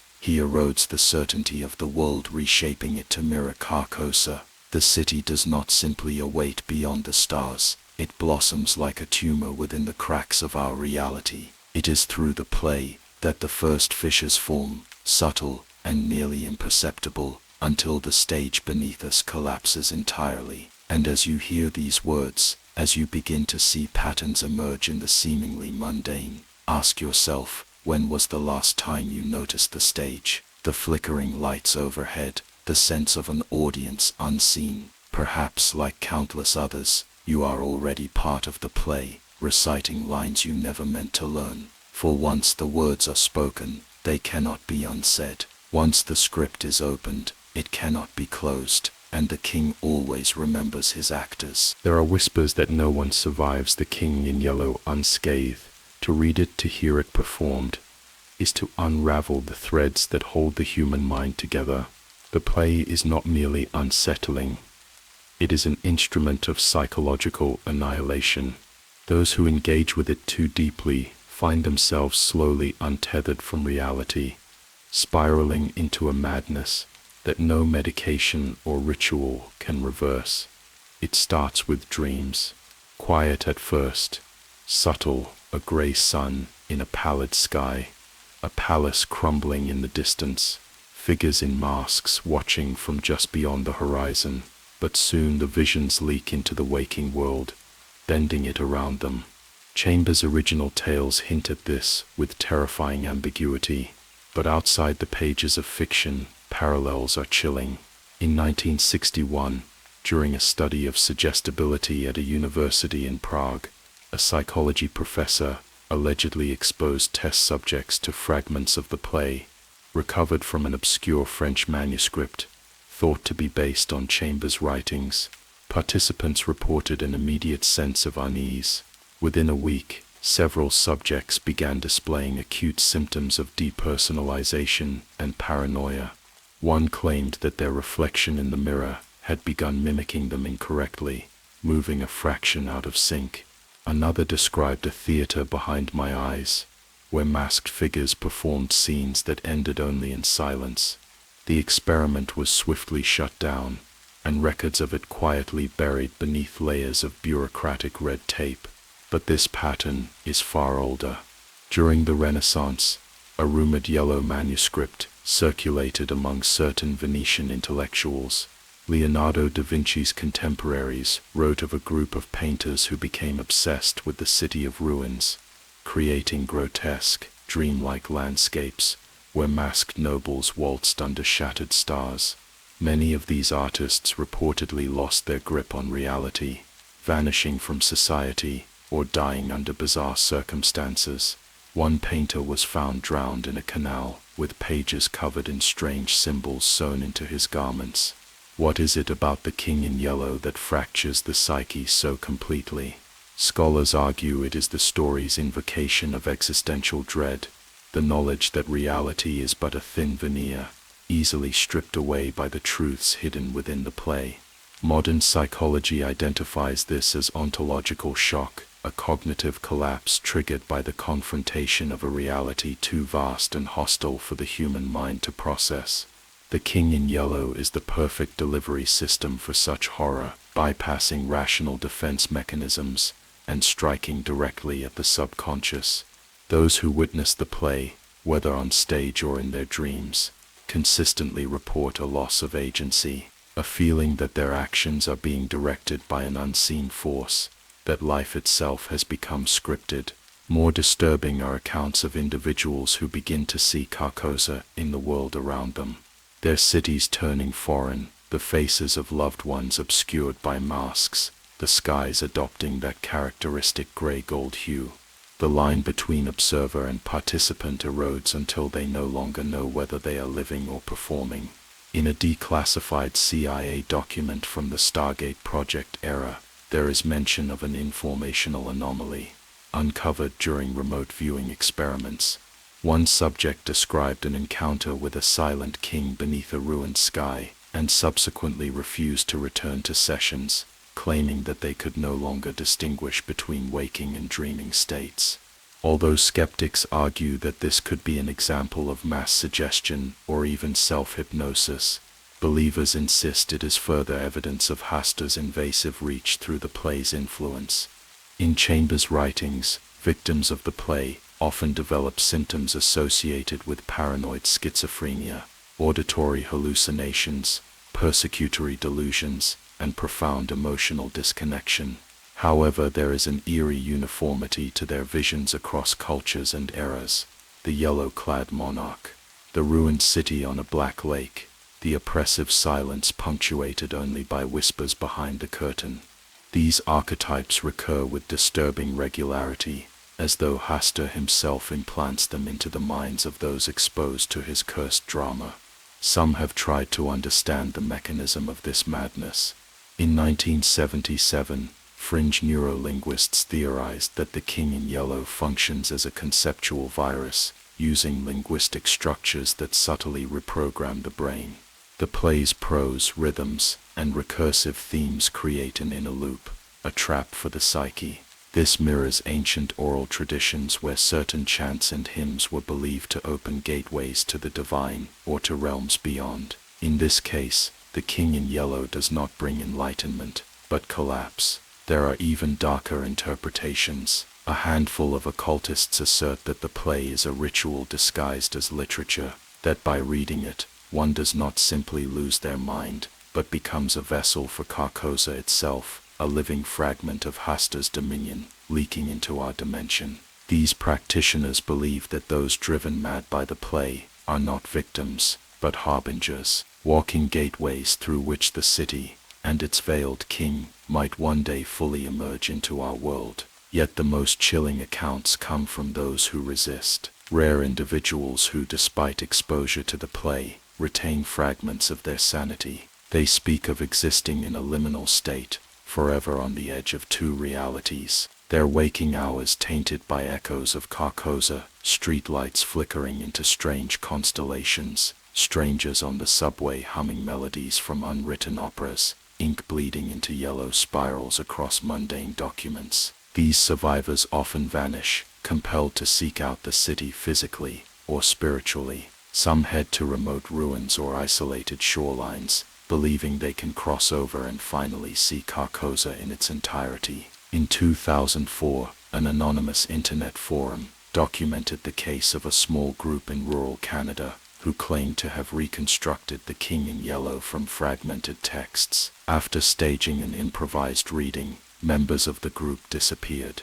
Their abandoned cabin contained writings covering the walls, cryptic passages from the play, and sketches of Carcosa's skyline, marked by towering spires and twin suns. Authorities declared it a simple case of mass delusion, but digital footprints from one participant showed unsettling images of distorted landscapes, empty theaters, and reflections of masked figures in puddles, none of which could be traced to known locations. Science continues to search for explanations. Some blame pareidolia, the brain's tendency to impose familiar patterns onto chaos. Others point to culturally induced psychosis. But believers know that it is the play itself, the artifact, that is the catalyst. Its structure, hidden symbology, and the sigil of the yellow sign bind perception to something beyond comprehension. The most terrifying truth: madness may not be the end, it could be the beginning, a metamorphosis that strips away human cognition, leaving only the raw broken vessel ready to serve Hasta's will. What begins as paranoia ends in transformation. The madness rewrites identity itself, turning reader and witness into part of the great performance that has been playing out in the background of our world for eons. And perhaps, now that you've heard these words, you too have been handed your role. The curtains have parted, the king is waiting behind the veil, and the next act has already begun. There comes a moment, subtle, yet inevitable, when the veil between what is real and what is imagined no longer holds. The King in Yellow, as an artifact, as a forbidden narrative, is the catalyst for this collapse. Those who encounter the cursed play often speak of a slow blurring, the dissolution of the barrier that separates waking life from the whispers of Carcosa. At first, it is innocuous, like mist rolling across the edges of a familiar landscape. But as the story unfurls its claws, reality begins to twist, obeying not the rules of this world, but the stage directions of a performance set beyond the stars. In every documented case, the same sequence plays out. Readers or witnesses to the play begin to notice subtle distortions. Street signs flicker between languages, clocks spin backward in peripheral vision, hallways in their own homes stretch impossibly long at night, while voices echo faintly from unseen corners. These are not mere hallucinations. Neurologists examining such cases often find no organic cause for the symptoms, no brain lesions, no chemical imbalances, yet the victims are certain something fundamental has shifted. They are no longer entirely here, but not yet fully there. In the late 1980s, a theater troupe in Vienna staged an experimental performance based loosely on fragments of The King in Yellow. The production was said to be immersive, with actors mingling with the audience, collapsing the boundary between stage and spectator. But when the final curtain fell, several members of the audience complained of lingering vertigo and disorientation. Some reported waking up days later in unfamiliar parts of the city, unable to recall how they arrived there. One actor later wrote in a private letter, that lines we delivered began appearing on subway advertisements, in the graffiti on alley walls, and whispered in the voices of strangers. To this day, Vienna's occult community refers to the incident as the bleeding stage. This phenomenon is far from isolated. The play's infectious nature has been traced to reports from as early as the medieval period, where scribes and monks spoke of manuscripts that rewrote the world as you read them. A 14th century illuminated manuscript housed at the Biblioteca Apostolica Vaticana depicts a scene resembling Carcosa, a robed figure standing atop crumbling towers under a fractured moon. Marginalia, written by a monk, describes visions of cities where streets end in mirrors and roads loop back to moments yet unlived. The blurring of realities escalates with exposure. The more a victim dwells on the play, the more porous their reality becomes. Eventually, familiar rules of space and time begin to break down. A key motif among victims is the recurring image of mirrors that no longer reflect their environment, but instead show otherworldly vistas, black lakes reflecting an alien sky, decaying theaters where masked actors await their cue. This mirrors ancient shamanistic traditions, where practitioners speak of mirrors as gateways to spirit realms. But with the King in Yellow, the gateway does not close. One of the most unnerving aspects is how others, unexposed to the play, often fail to perceive the changes. Those infected by its influence can be surrounded by friends, family, even professionals, all of whom continue to operate under the assumption that the world remains stable. Yet for the afflicted, cracks form in the scenery. They hear lines from the play spoken in news broadcasts, or find passages scribbled in children's books. The very act of questioning reality deepens the fracture. It is as though Carcosa rewards acknowledgement, growing stronger the more attention it is given. In modern scientific terms, some have tried to explain this as a form of induced liminality. Studies into altered states of consciousness, whether via sensory deprivation, prolonged isolation, or trauma, suggest that the human mind is capable of creating entire realities that feel indistinguishable from the true world. But these explanations fail to account for the shared nature of the visions. Unrelated victims in different parts of the world often describe identical experiences. The masked stranger offering cryptic invitations, the spiral pathways leading deeper into ruined cities, the sensation of being watched by a presence that remains just out of sight.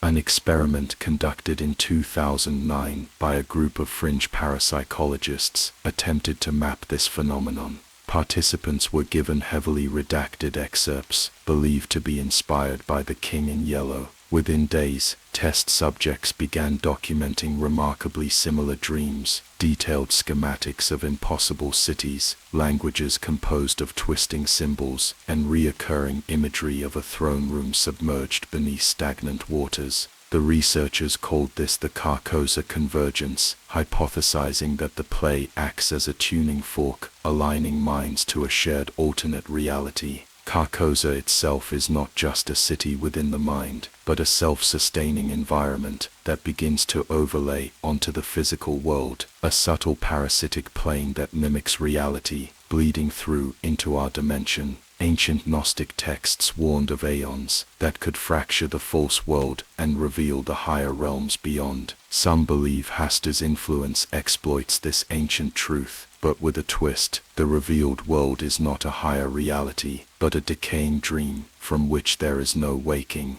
The erosion of the boundary between worlds reaches its climax in the final stages of the play's infection. Victims cease to perceive their surroundings as real. They walk streets where buildings warp and shift, where familiar faces blur behind tattered yellow masks. Time loops, hours vanish or stretch into unbearable eternities. It is in this liminal nightmare that many disappear entirely. Their bodies may remain, but their consciousness drifts fully into Carcosa, leaving behind empty vessels haunted by whispers and fragmented memories. One chilling incident from 2015 involved an amateur filmmaker who attempted to create an adaptation of The King in Yellow, piecing together lines from online forums and esoteric texts. During post-production, crew members began experiencing auditory hallucinations, sounds of waves lapping against a shore during silent scenes, or faint laughter echoing through the editing suite. 2 editors vanished mid-project, and the final footage reportedly included frames none of the crew recalled filming, images of a stage illuminated by a dim yellow light, and figures in ragged robes watching silently from the wings. The implications are staggering.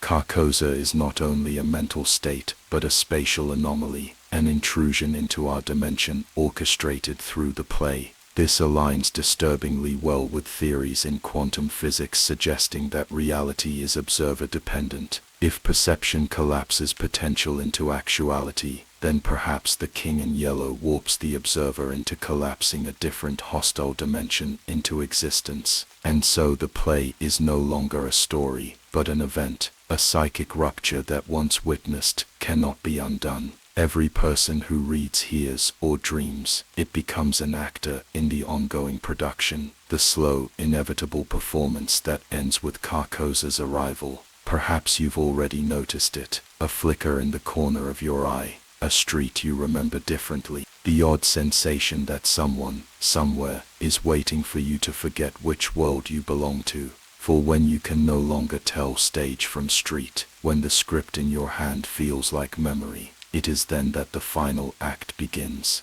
and the king, waiting beyond the mask, will rise. They never notice the exact moment it begins. The transition is too gradual, too insidious. The characters, those poor souls caught in the gravity well of the King in Yellow, walk unknowingly from the familiar into the grotesque. The rooms they occupy, the streets they traverse, even the people they love, remain superficially intact. But beneath the surface, reality has already curdled. By the time they glimpse the first undeniable fracture, it is too late. The distortion has woven itself into the fabric of their existence, like a silent infection hiding behind the mundane. Chambers' original stories are riddled with this creeping dread, where protagonists find themselves meandering through seemingly ordinary cities that subtly and then profoundly mutate. The once familiar streets bend in on themselves, leading back to starting points. Distant towers rise in impossible angles against a sky drained of color. In The Repairer of Reputations, for example, what first appears to be a tale of political paranoia slowly degrades into an account of absolute psychological collapse, the narrator's world melting into a labyrinth of conspiracies, masked cultists, and the oppressive presence of Carcosa lurking just out of reach. This uncanny narrative pattern has been echoed in real-world psychological studies of dissociative episodes, where individuals describe feeling like passive observers in their own lives, as if they have slipped into an elaborate simulation or stage production. What makes The King in Yellow so devastating is that this sensation is no illusion. The characters, and by extension, the infected readers, have in fact stepped onto a cosmic stage crafted by Haster's will. In a chilling account from 1942, during the German occupation of Paris, members of a secretive theater troupe performed an unsanctioned version of The King in Yellow deep beneath the catacombs. According to reports recovered after the war, several actors disappeared during rehearsals. The survivors, questioned in hushed interrogations, confessed to wandering alone through narrow tunnels, only to find themselves back on a stage bathed in yellow light, performing lines they could not recall learning. They insisted that an audience watched them, silent figures cloaked in shadows, wearing the unmistakable tattered masks described in Chambers' work. Eventually, the distinction between rehearsals and waking life eroded entirely. Some were later found in a trance-like state, wandering the upper streets of Montmartre, as if still trapped in their roles. This phenomenon mirrors ancient mythologies, where the underworld is not just a place, but a mental labyrinth. In Greek mythology, The fields of asphodel were populated by the shades of those who could not remember who they were. In the Tibetan bardo, souls wander through surreal and terrifying visions, unaware that they are already dead. The King in Yellow follows this pattern. It does not reveal itself with fanfare or dramatic revelation. Instead, the infected become living phantoms, drifting through a world gradually rearranged by Carcosa's gravitational pull. Those who fall under the play's influence frequently report a progressive breakdown of logic and memory. In early stages, they forget trivial details, where they placed objects, conversations from mere moments ago. But as the infection deepens, they begin to lose track of time itself. Days compress into minutes, weeks stretch into endless repetitions of the same fragmented moments. The geography of their surroundings subtly warps. Streets shift location, buildings sprout new, windowless floors, and reflections in glass ripple like water. One particularly chilling case comes from 1975, when a professor of literature at a university in Boston vanished for several days after researching The King in Yellow for a seminar on American Gothic fiction. Upon returning, disheveled and distant, he claimed to have been walking the streets of a city beneath the city, where every alley opened onto endless staircases, every window looked out over a dried lake, and figures in yellow robes lined the shore, waiting. His colleagues dismissed it as stress-induced psychosis, but days later, campus security found sketches of Carcosa's skyline taped to the walls of his office, accompanied by pages of indecipherable script. The professor disappeared again soon after, this time without a trace. This erosion of reality follows a ritualistic structure. Occultists studying the phenomena argue that the play functions as an activation key, turning the mind into a prism through which Hasta's influence refracts into the world. The infected unconsciously follow the rhythms of the King in Yellow's fragmented script. Conversations begin to mirror scenes from the play. Architecture shifts to resemble Carcosa's brutalist skyline. Even strangers on the street seem to speak lines from unseen acts, their eyes distant, their smiles rehearsed. It is not until the infected find themselves repeating lines they never intended to say that the horror becomes inescapable. Their words no longer feel like their own. Their thoughts echo back to them in voices that are not theirs. This mimics what ancient shamans called soul loss, a state where an individual's essence is displaced, replaced by spirits or forces from other realms. In the case of the King in Yellow, this spirit is Carcosa itself, wearing the mask of reality. One of the most unsettling accounts was documented by a naval officer during the 1950s, stationed at a remote Arctic outpost. His journal describes how, following the discovery of a fragment of the King in Yellow hidden inside an old crate of books, the entire outpost began experiencing theater-like distortions. Snowdrifts outside appeared to form grand staircases. The night sky seemed to split into curtains of gold and gray. Conversations became circular, characters in the officer's life repeating phrases as if trapped in an endless rehearsal. Eventually, the officer himself wrote, "I fear we are no longer at the outpost, or rather, the outpost is no longer in this world." His journal ended abruptly, found atop a table in an abandoned station weeks later. This gradual descent into Carcosa does not rely on dramatic transformation. The subtlety is what makes it insidious. Victims often believe they are dreaming, only to wake and find that the new world, the wrong world, has followed them into the day. The distorted streets, the ever-present gray skies, the looming silent audience, they are no longer confined to sleep. Carcosa, once only glimpsed in nightmares, becomes the stage upon which they live their lives. Psychologists who have studied dissociative disorders note that trauma survivors often describe feeling as though life has become a play, acting out roles while internally disconnected. The King in Yellow manifests this on a cosmic scale. It scripts the infected into the performance without their consent. The actors are everyone. The stage is everywhere. Perhaps most disturbing is how the King in Yellow leaves no exit. Once immersed, victims report that attempts to flee are futile. No matter how far they travel, they inevitably arrive at locations that feel like distorted echoes of their past. A childhood home now crowned with broken spires,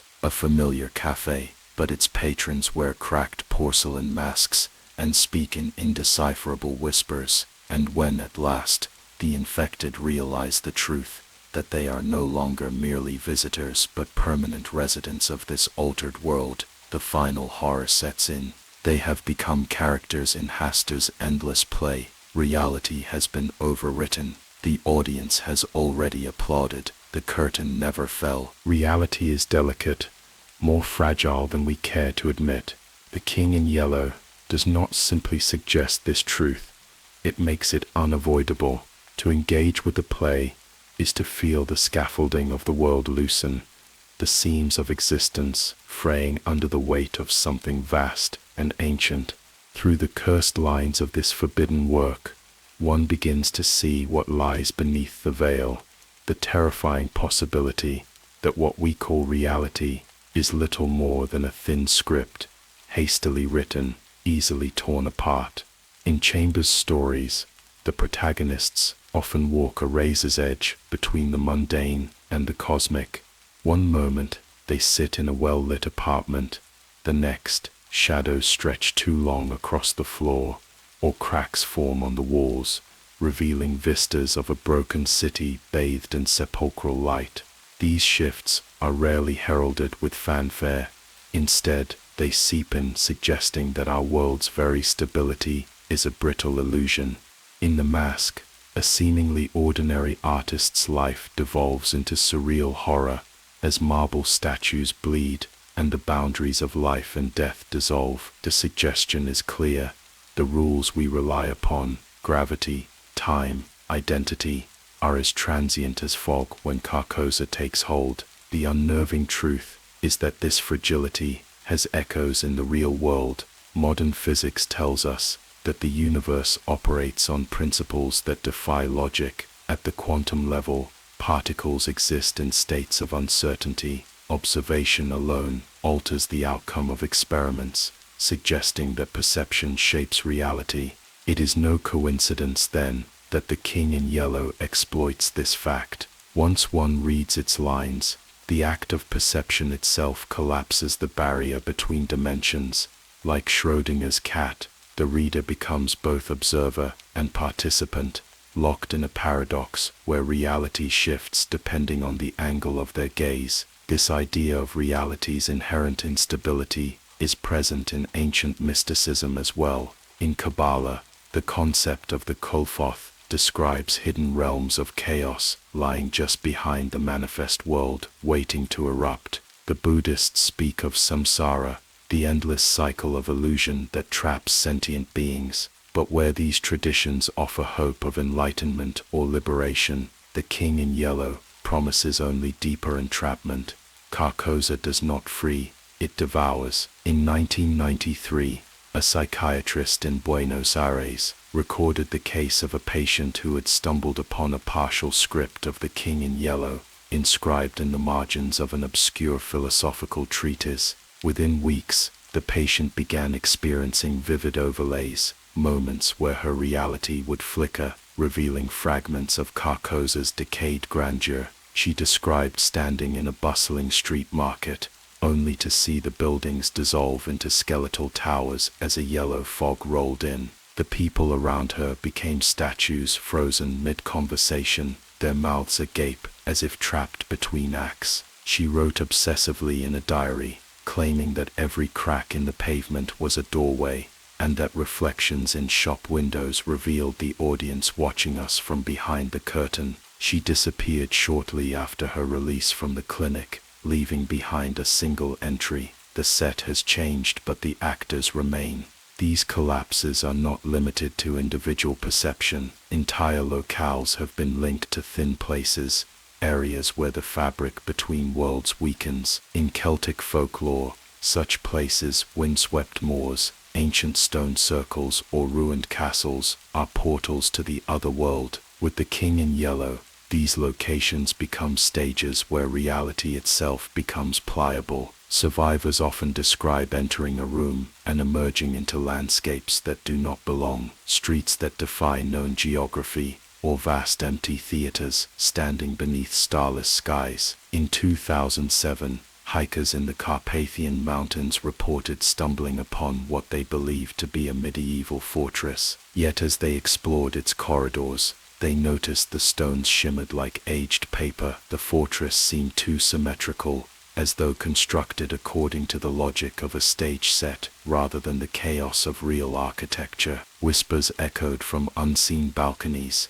and in the great hall, they found rows of empty seats beneath chandeliers frozen mid-sway, as if caught in a windless storm. Days later, the hikers returned to the spot, but found nothing. Satellite imagery revealed no ruins in the region at all. This pattern repeats globally. In the Arctic Circle, Inuit shamans speak of the silent town, a place where travelers lose their shadows and the snow never settles. In the sands of North Africa, Bedouins tell of an invisible court where masked figures gather at night under a sky that smells of sulfur and parchment. These myths share a common spine: the fragile nature of our world and the ease with which it can be rewritten. The King in Yellow does not shatter reality with violence. It seeps in like rot, turning the stage beneath our feet brittle. This mirrors how entropy operates in thermodynamics, the inevitable decline of systems into disorder. And perhaps the King in Yellow is the embodiment of entropy itself, not just the unraveling of the mind,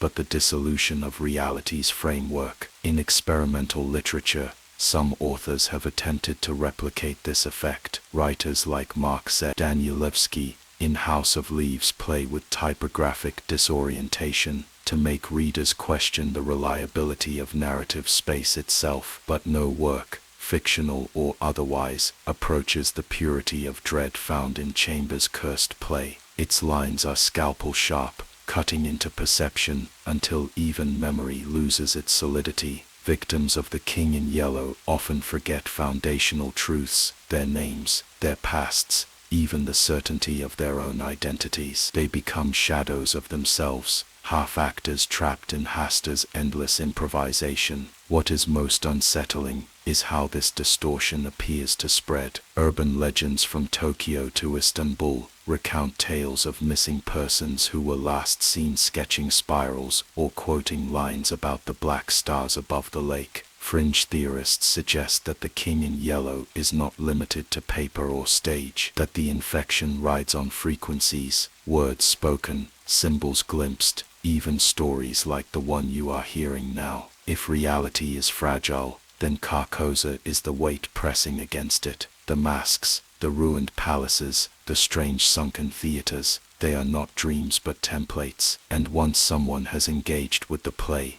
they carry Carcosa with them, broadcasting its warped geometry into the world around them, like ripples across water. And perhaps as you listen to these words, you feel it already, the sense that the walls around you are thinner than they should be, that someone or something is watching quietly from behind the curtain, waiting for the moment when the final line is spoken and the stage lights flicker one last time. There is something profoundly unsettling about how the King in Yellow echoes real-world accounts of madness. The symptoms of those ensnared by the play, the blurring of reality, the whispering voices, the sense of being watched, are disturbingly similar to clinical descriptions of mental illnesses like schizophrenia and dissociative disorders. It is as though the cursed manuscript taps directly into the same cracks in the human mind that these conditions exploit, pulling at threads that hold one's sense of self together. The chilling question becomes, is the play inducing madness, or is it revealing the madness that was always there, hidden just beneath the surface? Schizophrenia, in its most severe forms, is marked by hallucinations, delusions, disorganized thinking, and a deep detachment from consensual reality. Many who have read The King in Yellow or witnessed its performance describe visions not unlike the hallucinations of a schizophrenic episode. They hear voices, not just disembodied, but as actors performing lines in a script they never consented to follow. These voices often seem external, yet intimate, carrying the terrifying quality of knowing the victim's deepest fears and desires. Much like the phenomenon of auditory hallucinations, the words spoken are laced with commands or cryptic messages, driving the victim to paranoia and self-destruction. In a report from 1958, a psychiatric hospital in Vermont documented a patient who obsessively scribbled variations of the yellow sign onto the walls of his cell. He claimed the symbol was not merely a drawing, but a map to the backstage, an entryway into Carcosa. He spoke of the audience, entities that watched him constantly, hidden in mirrors and behind the eyes of doctors and nurses. The hospital labeled it a case of paranoid schizophrenia. Yet, decades later, similar testimonies began appearing from unrelated patients across the globe, each mentioning the same city, the same veiled monarch, the same cursed sign. Coincidence, or something more pervasive? Dissociative disorders also parallel the play's effects. Victims often report episodes of depersonalization, moments where they feel detached from their bodies, observing events from a distance, as if trapped behind a screen or glass. They describe the sensation of becoming actors in someone else's narrative, echoing the experience of dissociation, where identity fractures under psychological strain.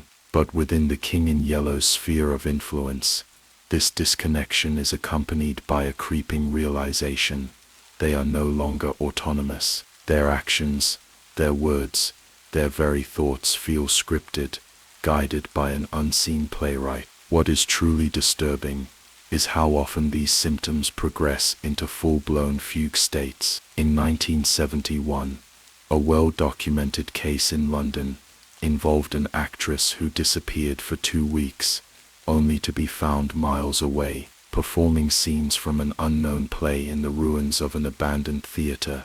When authorities questioned her, she insisted she was rehearsing Act 2 of The King in Yellow. Medical professionals diagnosed her with dissociative amnesia combined with psychotic features. However, the theater's architecture eerily resembled descriptions of Carcosa's opera houses, vast crumbling spaces, lined with tattered yellow drapes, and balconies that stretched impossibly high into the shadows. The parallels between the cursed play and these psychological conditions have not gone unnoticed by modern psychiatry. Some theorists propose that the King in Yellow acts as a cognitive virus, exploiting vulnerabilities in human consciousness, similar to how certain stresses or traumas can trigger latent mental disorders. But what if the infection is more than metaphorical? What if the play taps into an archetypal structure within the collective unconscious,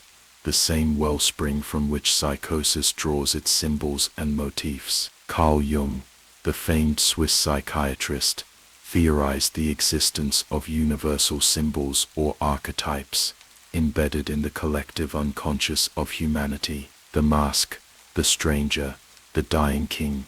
These motifs recur in myths, dreams, and yes, in psychotic episodes. The King in Yellow, with its veiled monarch and doomed city, fits this mold too perfectly to be coincidence. Jung wrote of the shadow, the hidden aspect of the self that contains all one's repressed fears and desires. The play could be viewed as a confrontation with this shadow, an encounter so overwhelming that it fractures the mind. But skeptics argue that these symptoms could merely be the result of suggestibility, a form of mass psychogenic illness, where exposure to disturbing material triggers latent anxieties. Yet this explanation fails to address the uniformity of the experiences. Across decades and continents, The infected describe identical visions, the towers of Carcosa looming beneath a dying sun, the masked figures whispering cryptic lines, the creeping sense that one has stepped onto a stage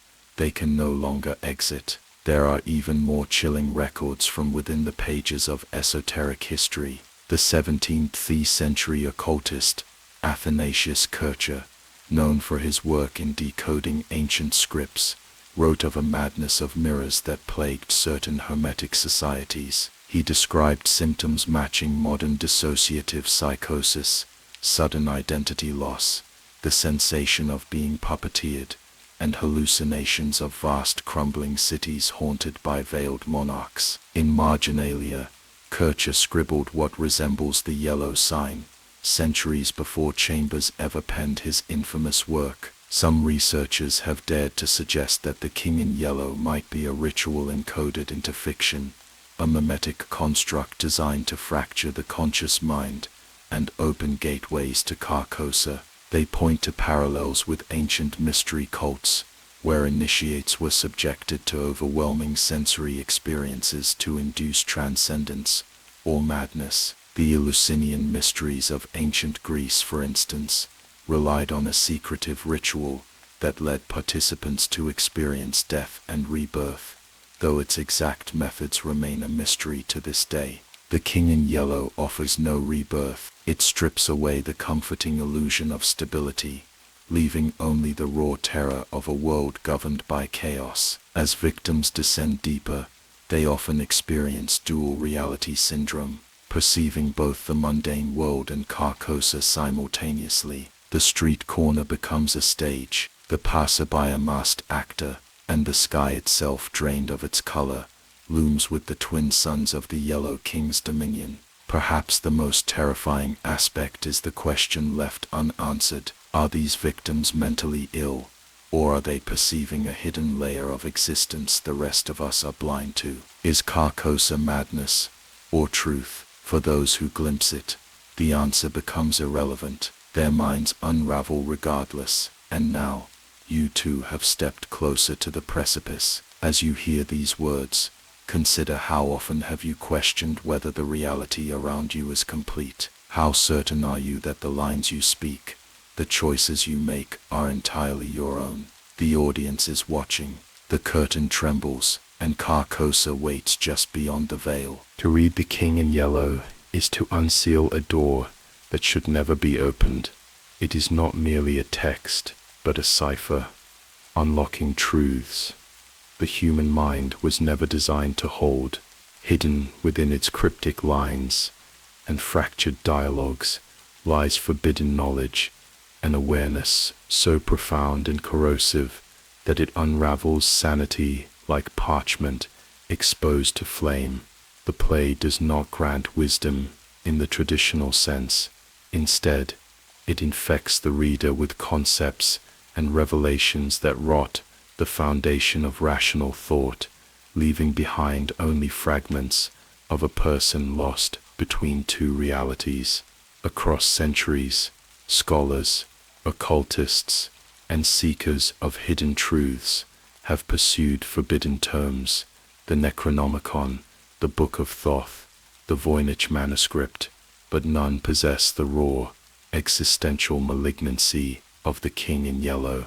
In Chambers' narratives, characters who come into contact with the play invariably face the same fate, a shattering of the self, where the veil between the real and the unreal disintegrates.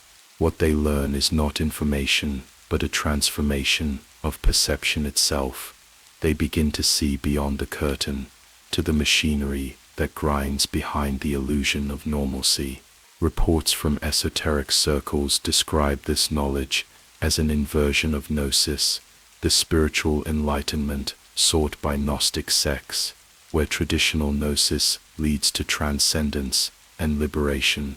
The revelations of The King in Yellow lead to despair and obliteration. The reader is shown not a higher plane of divinity, but the raw mechanics of a universe built on chaos, decay, and cosmic indifference. It is the secret, whispered by black stars and rotting palaces, that all is artifice, and the stage beneath your feet has always been rotting wood. Real-world parallels are equally chilling. In 1934, a British explorer chronicled his discovery of ancient tablets deep within the Libyan desert, etched with symbols eerily similar to the yellow sign. The explorer's journal describes an overwhelming epiphany upon deciphering the glyphs, the realization that the sky is but painted canvas, and that beneath it lies the true city where gods wear masks of men. His entries rapidly deteriorate into frenzied sketches of Carcos's skyline, intertwined with phrases such as, "The audience applauds behind the moon," and "The script bleeds." In modern neuropsychology, similar descriptions are found in individuals experiencing breakthrough moments during episodes of psychosis or extreme dissociation. Patients report being flooded with what they describe as ultimate truths, visions that the world is a simulation, a prison, or a dream dreamed by something vast and unknowable. This is not coincidental. The King in Yellow taps into that same psychological mechanism, but it is amplified, weaponized. It does not suggest the possibility of a crumbling reality. It forces the reader to live inside that crumbling edifice. The most terrifying aspect of the play's knowledge is its paradoxical nature. The more one learns, the less anchored to consensus reality one becomes. Victims often spiral into solipsism, the belief that only one's own mind is certain to exist, but with a horrific twist, they sense that their mind is no longer their own. They are puppets dancing on Carcos's stage, every word, every action dictated by an unseen playwright. In 1987, a manuscript believed to contain fragments of the original play surfaced briefly at an auction in Prague. The text, labeled only as Acte 2, The Court, was withdrawn from sale after several attendees claimed to suffer from sudden migraines, nosebleeds, and visions of a great hall where shadows wept in applause. One buyer who allegedly reviewed the script before the auction disappeared. Days later, his apartment was found covered in diagrams of a two-sun sky and a figure labeled only as the King. Throughout esoteric history, forbidden knowledge has always been described as carrying a cost. In the myth of Prometheus, fire, symbolic of divine knowledge, brings both enlightenment and ruin.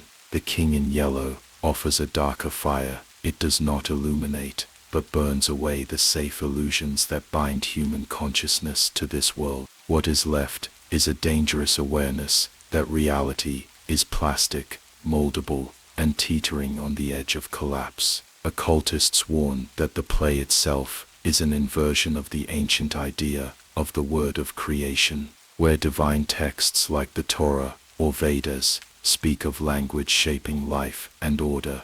The King in Yellow is an anti-scripture, words that unmake, that whisper entropy into the heart of existence. Every line, every phrase, contains embedded concepts that erode logical structures. Once understood, these concepts become impossible to forget. They alter the linguistic and cognitive framework through which the reader interprets the world, warping perception into Carcos's geometry. The play is also a gateway to Carcos's libraries, vast, crumbling archives, where forbidden tomes line endless corridors beneath starless skies. Victims report dreaming of these places, wandering through echoing halls filled with scrolls and manuscripts they cannot read yet somehow comprehend. They speak of understanding truths beyond language, the mechanics of dying suns, the anatomy of the void, and the choreography of beings who dance outside time.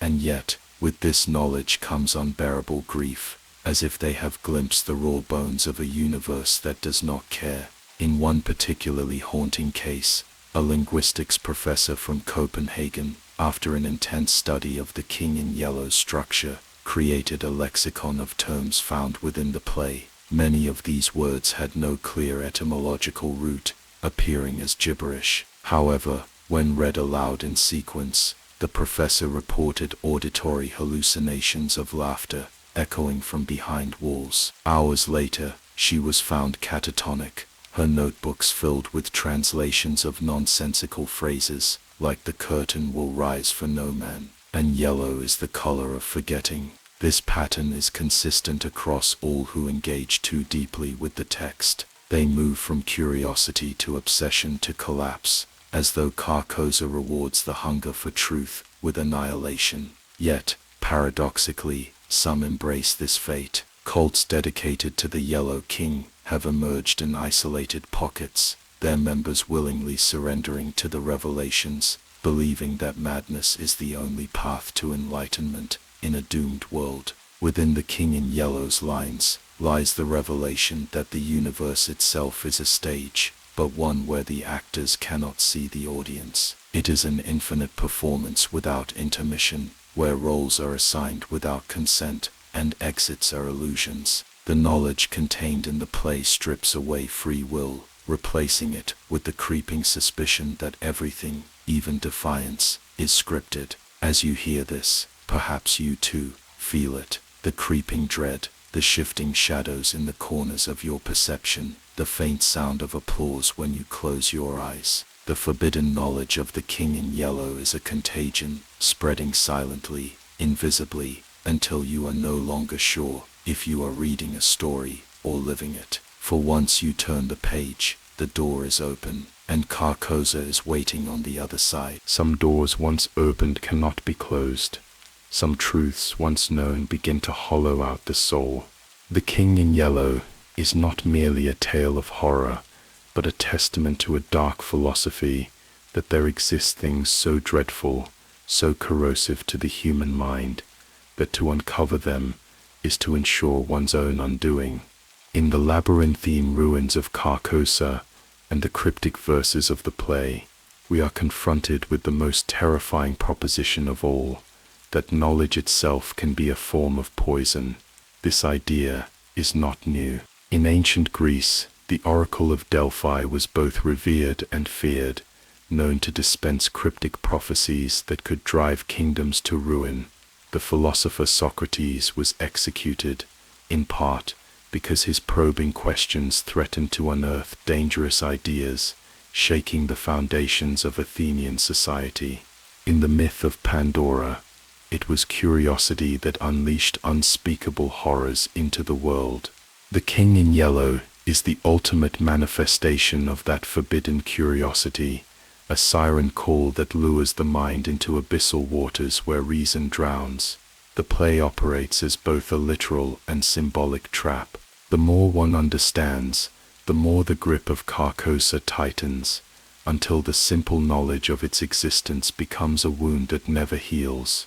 In 1926, an expedition to a ruined monastery deep in the French Pyrenees uncovered a weathered codex that contained fragments of a text eerily similar to the King in Yellow.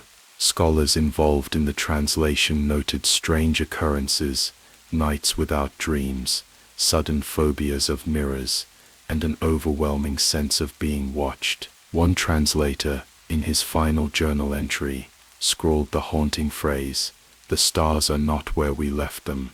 The truth at the heart of the King in Yellow is one that shatters the comforting myths of human existence. It suggests that the world is a fragile illusion, and that behind it, predatory forces move unseen.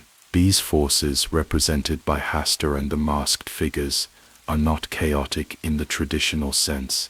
They are indifferent, playing out an ancient script that does not require human understanding or consent. To glimpse this reality is to realize the futility of agency, the hollowness of free will. Carl Jung once warned of the dangers inherent in confronting the collective unconscious, where archetypes dwell that are older than civilization itself. He believed that without the proper preparation, exposure to these primal symbols could unmoor the psyche. The King in Yellow is steeped in these symbols: the mask, the ruined city, the shadowed audience. They are not merely narrative devices, but ancient keys that unlock the latent terror of cosmic insignificance. In a classified report from 1973, later leaked to the public, a secretive Cold War-era psychological warfare program in the United States, explored the potential of mimetic weapons,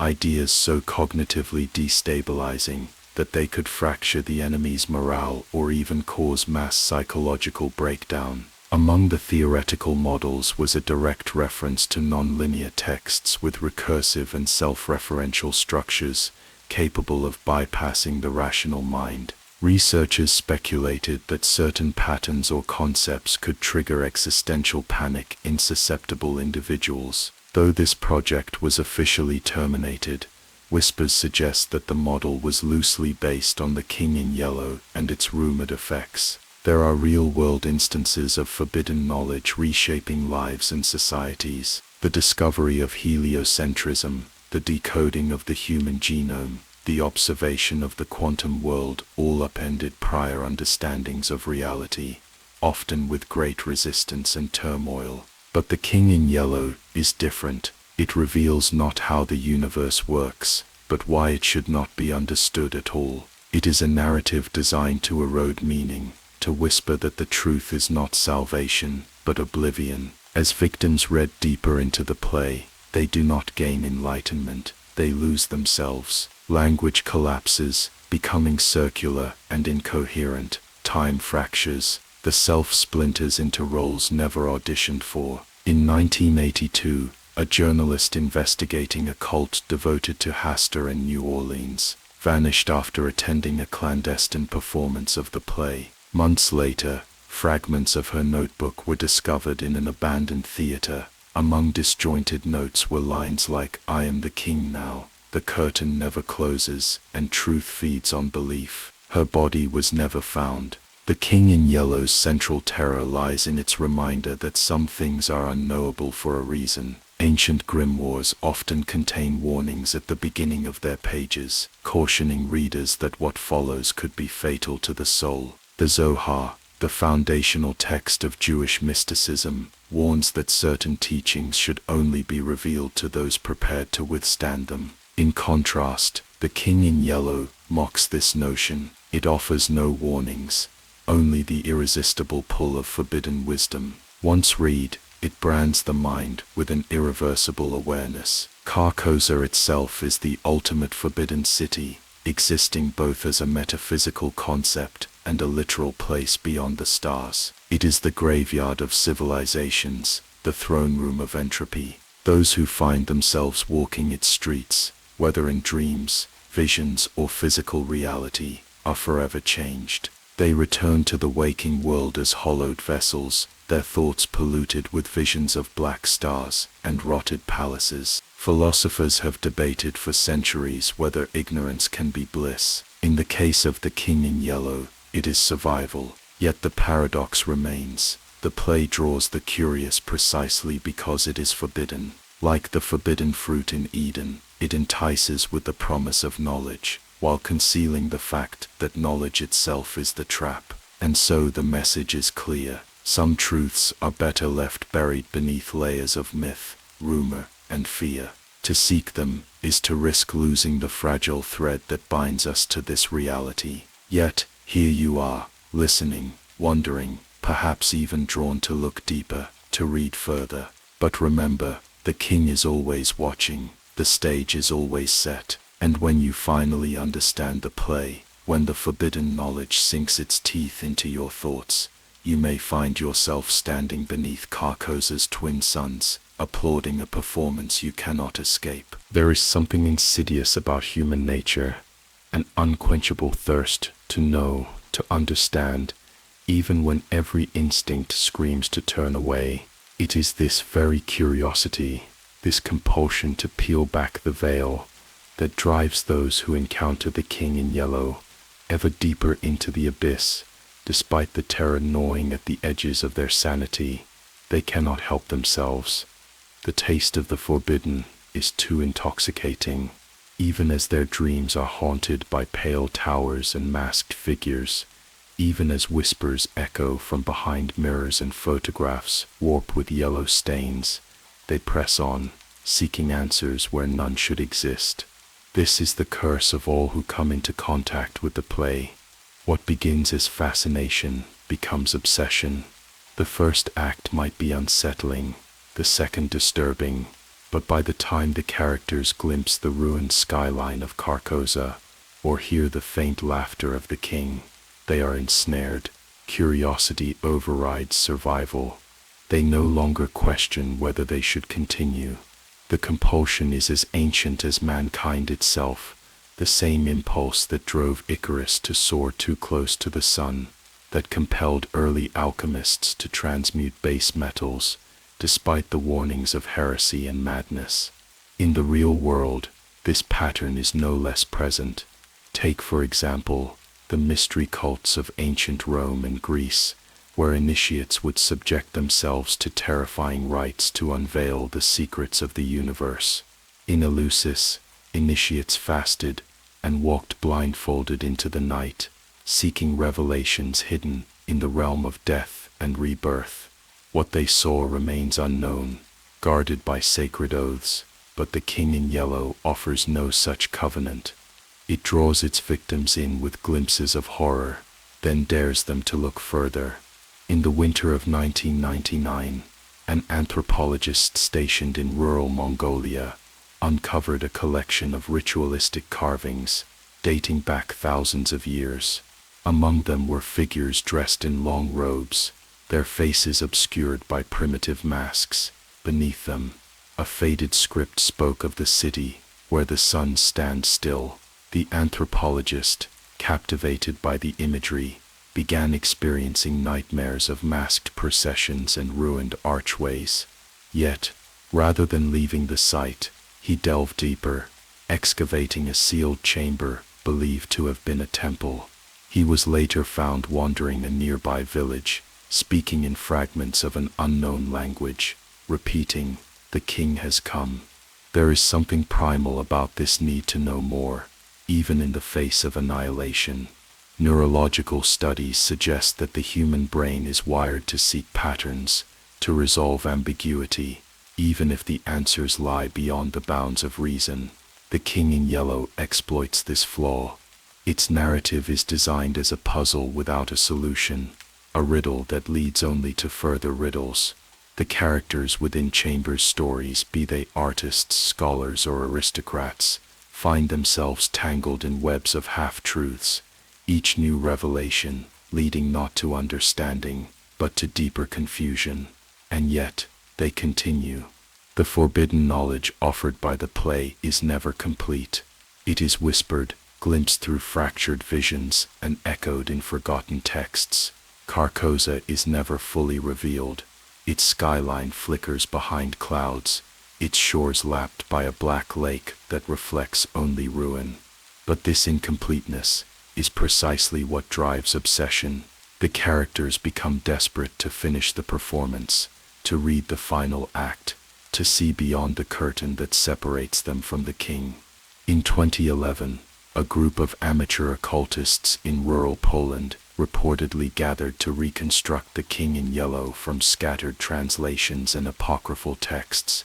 Neighbors spoke of strange lights at night, and droning chants emanating from their isolated farmhouse.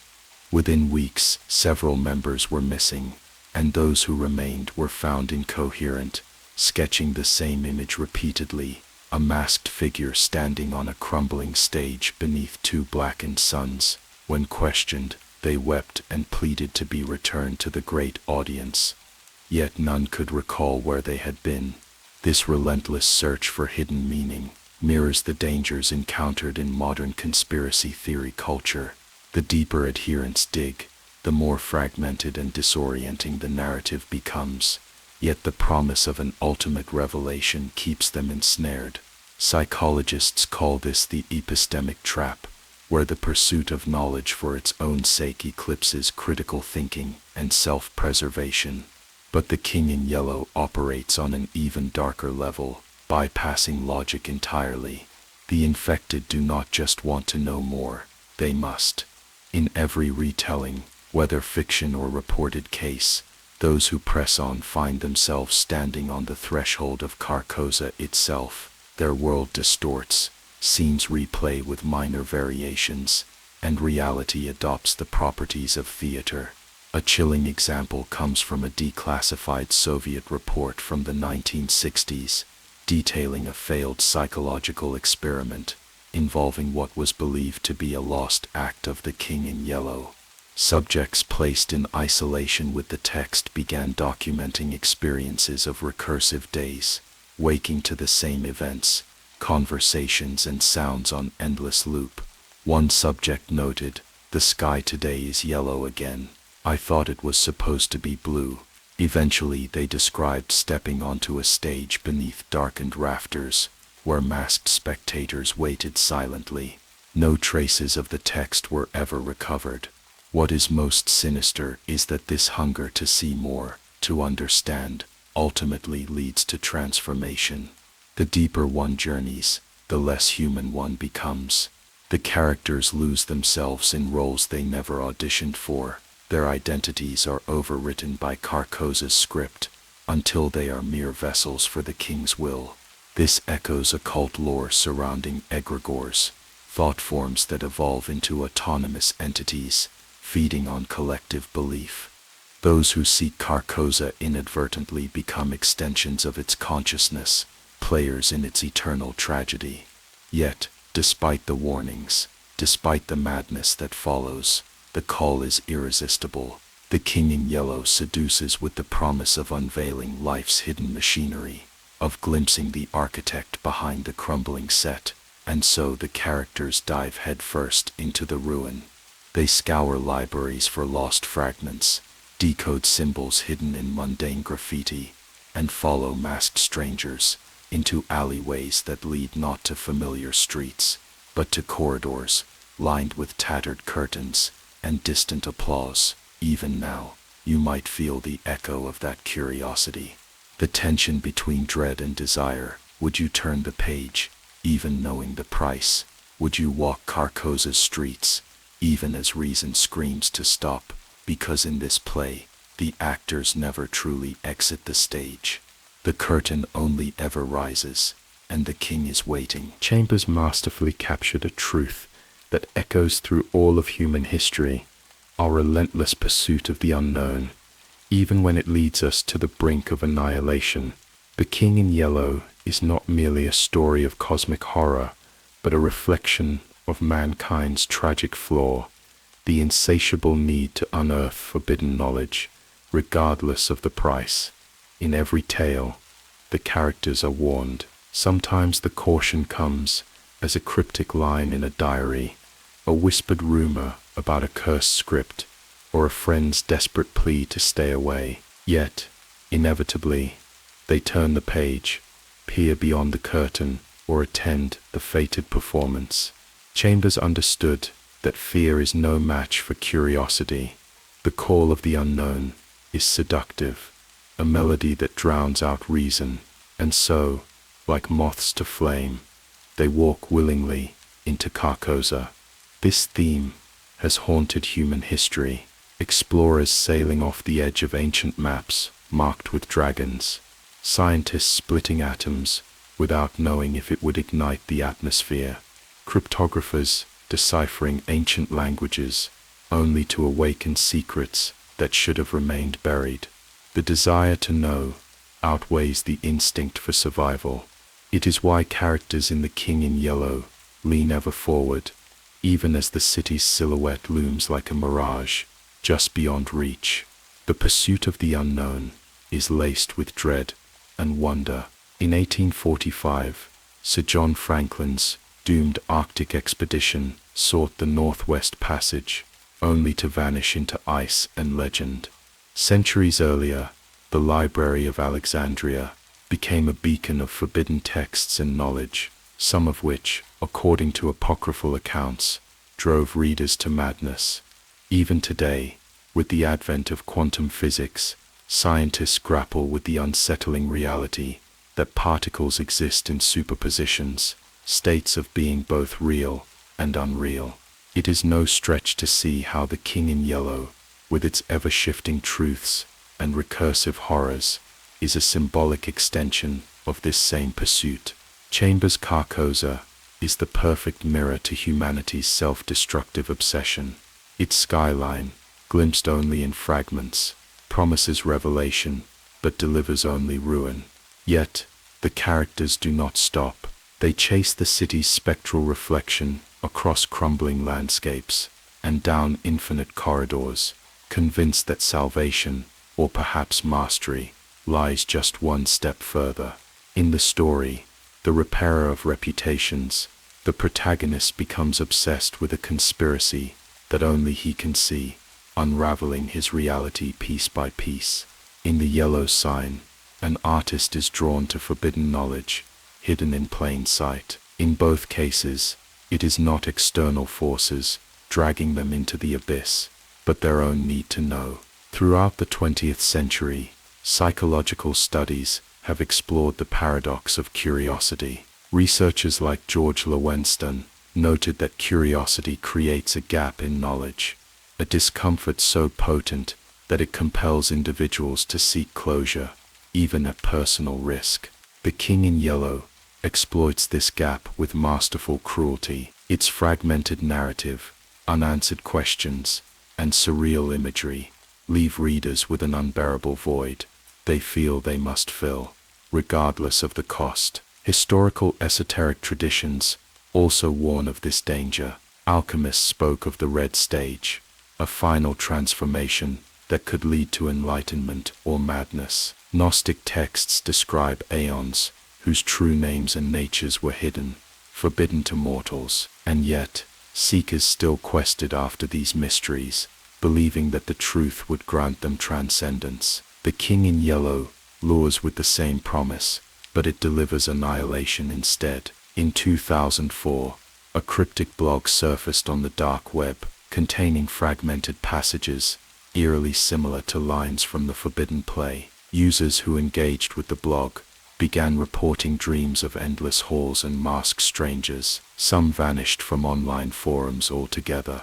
Others left cryptic messages about joining the audience. Digital archaeologists traced the blog's origins to a defunct theater company in Budapest, whose final production was rumored to be an unlicensed adaptation of The King in Yellow. None of the troupe's members were ever located. Yet, despite the mounting evidence, fascination continues to grow. The King in Yellow has become a cultural virus, infecting literature, film, and even online communities, drawing more and more to its orbit. This echoes Chambers' portrayal perfectly, curiosity blooming into catastrophe. Each new reader is another actor stepping onto the stage, another soul drawn into the shadow of Carcosa, and so, the pattern repeats. Just as Prometheus defied the gods to steal fire, and Pandora opened the box that could not be closed, the characters of Chambers' mythos, and indeed the readers themselves,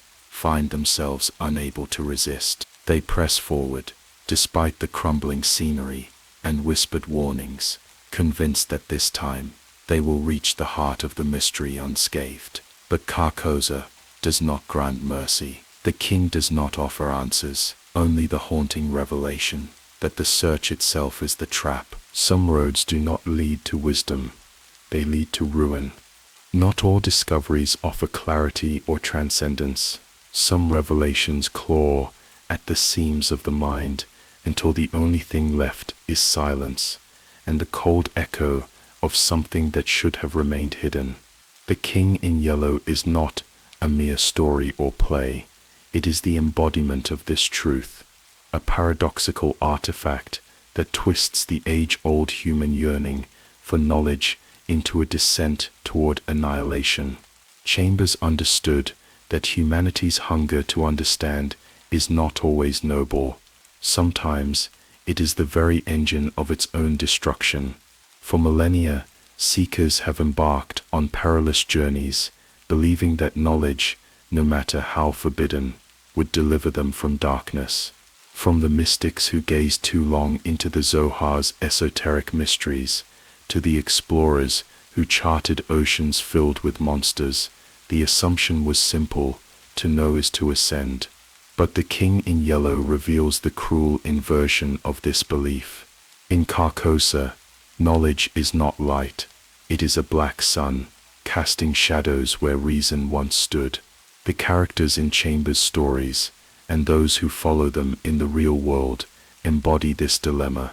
Their curiosity is not a flaw, but an inevitability. When faced with the arcane, when presented with a riddle laced with cosmic dread, they are compelled to pursue it, convinced that understanding will shield them. Yet each revelation drags them further from enlightenment, and deeper into Carcosa's rotten embrace. History bears witness to this tragic pattern. In 1897, Nikola Tesla conducted experiments with electromagnetic fields that he believed could unlock hidden energies and dimensions. In a private letter to a colleague, Tesla wrote cryptically about frequencies that open windows to places humanity was not meant to see. Though dismissed by skeptics as eccentricity, some fringe researchers argue that Tesla may have unwittingly tapped into the very principles that the King in Yellow fictionalizes, that some doors, when opened, only let in the dark. In the ancient world, forbidden knowledge was often framed as taboo, not to protect morality, but to safeguard sanity. In the Egyptian Book of Thoth, it is said that those who read certain chapters gained abilities to speak with animals and control nature, but at the cost of unbearable madness. The King in Yellow operates under a similar paradigm. The further one delves, the more Carcosa's influence unravels the boundary between reality and dream, until even fundamental truths dissolve. The deeper horror lies in the realization that this destruction is self-inflicted. The King in Yellow does not drag its victims screaming into Carcosa. They walk there willingly, pages clutched tightly in trembling hands. In Chambers in the Court of the Dragon, the protagonist flees a malevolent organist, only to discover that the real pursuer is the gnawing awareness seeded by the cursed play. There is no external captor. The reader becomes both prisoner and warden, caught in an endless recursion. Modern psychology offers a chilling mirror. The concept of existential nihilism posits that the search for meaning in an uncaring universe can itself become a source of psychological collapse. Philosopher Jean-Paul Sartre described nausea at the absurdity of existence, the vertigo one feels when gazing into the chasm where certainty used to reside. The King in Yellow is that chasm manifest. Its readers peel back the skin of reality and find not a hidden order, but chaos disguised as theater. Reports from esoteric circles and psychiatric institutions echo this fate. In 1955, a secluded monastery in the Italian Alps was found abandoned, its monks vanished without a trace. The only clue, manuscripts left behind, containing fragmented passages from a variation of The King in Yellow, alongside sketches of Carcosa's twin sons and inscriptions reading, "The performance cannot be stopped." Investigators noted that the monastery's chapel had been converted into a crude stage, complete with tattered yellow curtains. There were no signs of struggle, just rows of empty seats, facing a vacant pulpit. Why then do they continue to search? Why does the allure of Carcosa persist, generation after generation, despite the devastation it brings? The answer may lie in the human condition itself. To confront the void is terrifying, but to live unaware of it is unbearable. Chambers crafts a mythology in which characters choose to peer into the abyss, not because they expect salvation, but because they cannot tolerate the ambiguity of ignorance. It is a theme that permeates philosophical texts from every corner of history. The tale of Oedipus is not just a tragedy of fate, but a warning about the dangers of unearthing buried truths. The forbidden tree in Eden, the Tower of Babel, the Gnostic warnings about aeonic forces that feast on human inquiry, all are echoes of The King in Yellow's core philosophy, that some discoveries consume more than they reveal. Yet, paradoxically, this destructive knowledge is framed as a form of liberation by those ensnared. Victims speak of seeing the stage, of stepping behind the curtain and witnessing the machinery of reality itself. They whisper that once Carcosa is glimpsed, the mundane world becomes a brittle facade, a poorly constructed set. They are no longer participants in life, but actors aware of the script, unable to improvise. In a chilling case from 2008, a stage director in Paris was found pacing the empty seats of his theater, repeating the same phrase, "The audience will not applaud." When questioned, he claimed to have uncovered a lost act of The King in Yellow and spoke of masked figures seated silently beyond the footlights. Subsequent investigation revealed his office plastered with notes about set design resembling descriptions of Carcosa's architecture, grand balconies crumbling under invisible weight, windows opening onto starless voids. This is the final revelation The King in Yellow delivers, that enlightenment is a lie. The more one learns, the more apparent it becomes that Carcosa is not merely a place or a play, but a state of mind. It is the realization that some mysteries are not puzzles to be solved, but traps designed to ensnare the very impulse to solve them. As you sit here now, hearing these words, you might feel the gravity of that trap. Perhaps a sliver of doubt creeps in, the feeling that something is watching from behind the curtains of your reality. Perhaps you are tempted to search further, to trace the outline of the yellow sign, or uncover the fragments of the play. But remember, knowledge is not always the torch that lights the darkness. Sometimes it is the spark that burns the world down, and Carcosa waits, eternal and patient, for those bold or foolish enough to seek it. Once the final act of The King in Yellow is glimpsed, even for a fleeting moment, what follows is more than a shift in perception. It is a hollowing out, a subtle erasure of identity so insidious that by the time the victims notice, they are no longer who they were. The play does not simply distort reality, it corrodes the foundation of the self. Those who fall under its thrall become little more than shadows of their former existence, fragile shells haunted by echoes of who they used to be. At first the changes are imperceptible, a misremembered detail, a familiar room that feels subtly alien, a face in the mirror that seems detached, as if it belongs to a stranger.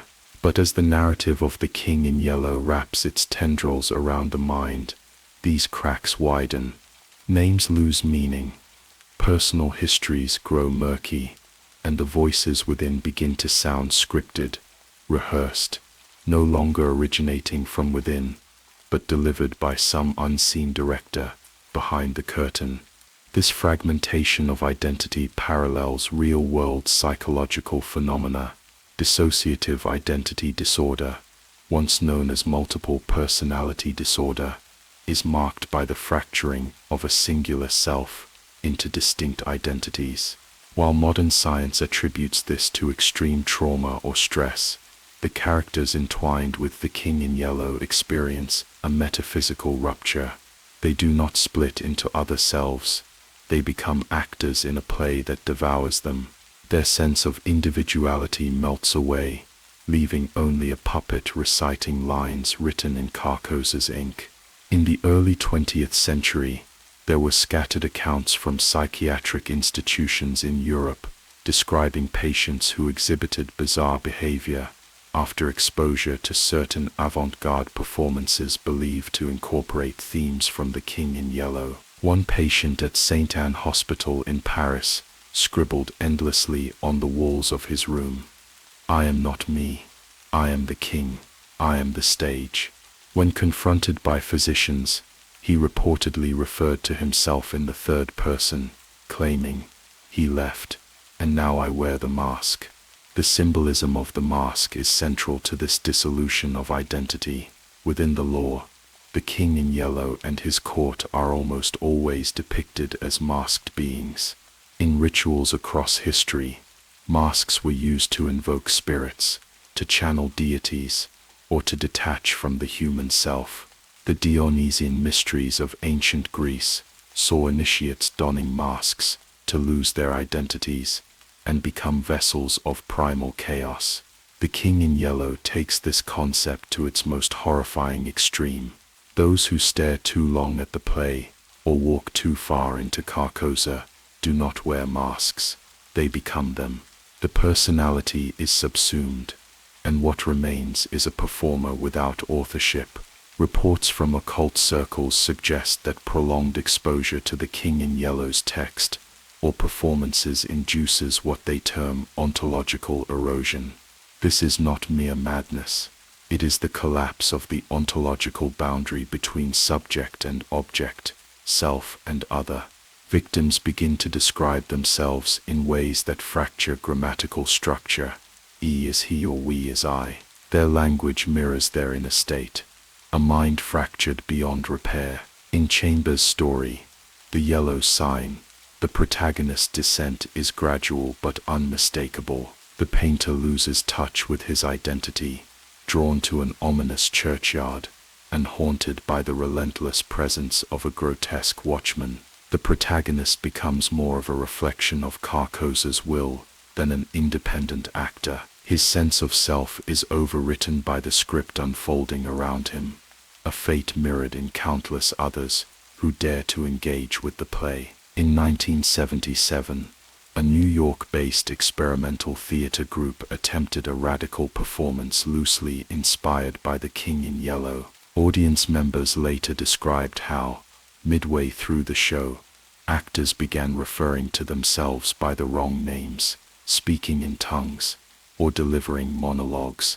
as though addressing unseen figures beyond the theater's walls. Witnesses claimed that by the final act, the performers' voices blended into a singular monotone chant, reciting a litany that ended with the words, "All the world's a stage," and Carcosa writes the lines. This collapse of identity is not without historical precedent. The ancient concept of ego death, found in both Eastern mysticism and modern psychedelic research, speaks to the terrifying dissolution of self. Under intense spiritual or psychological strain, individuals sometimes report a loss of personal identity, feeling as though they have merged with the universe or with something altogether alien. The King in Yellow capitalizes on this phenomenon, but offers no catharsis, no enlightenment. Instead, it leaves its victims stranded in the borderlands of selfhood, where their names, memories, and free will are rewritten by the creeping influence of the king's court. Carcosa itself seems designed to accelerate this loss. As characters move deeper into its labyrinthine streets and shadowed theaters, they encounter echoes of themselves, mirrors that do not reflect, actors that mimic their gestures, and whispers that repeat their most intimate thoughts aloud. The city erodes their ability to distinguish the self from the stage, reality from performance. Soon the very idea of I dissolves, replaced by we or he or it. In 2015, an online forum emerged dedicated to decoding fragments of The King in Yellow, found in obscure literary journals. Members who spent prolonged periods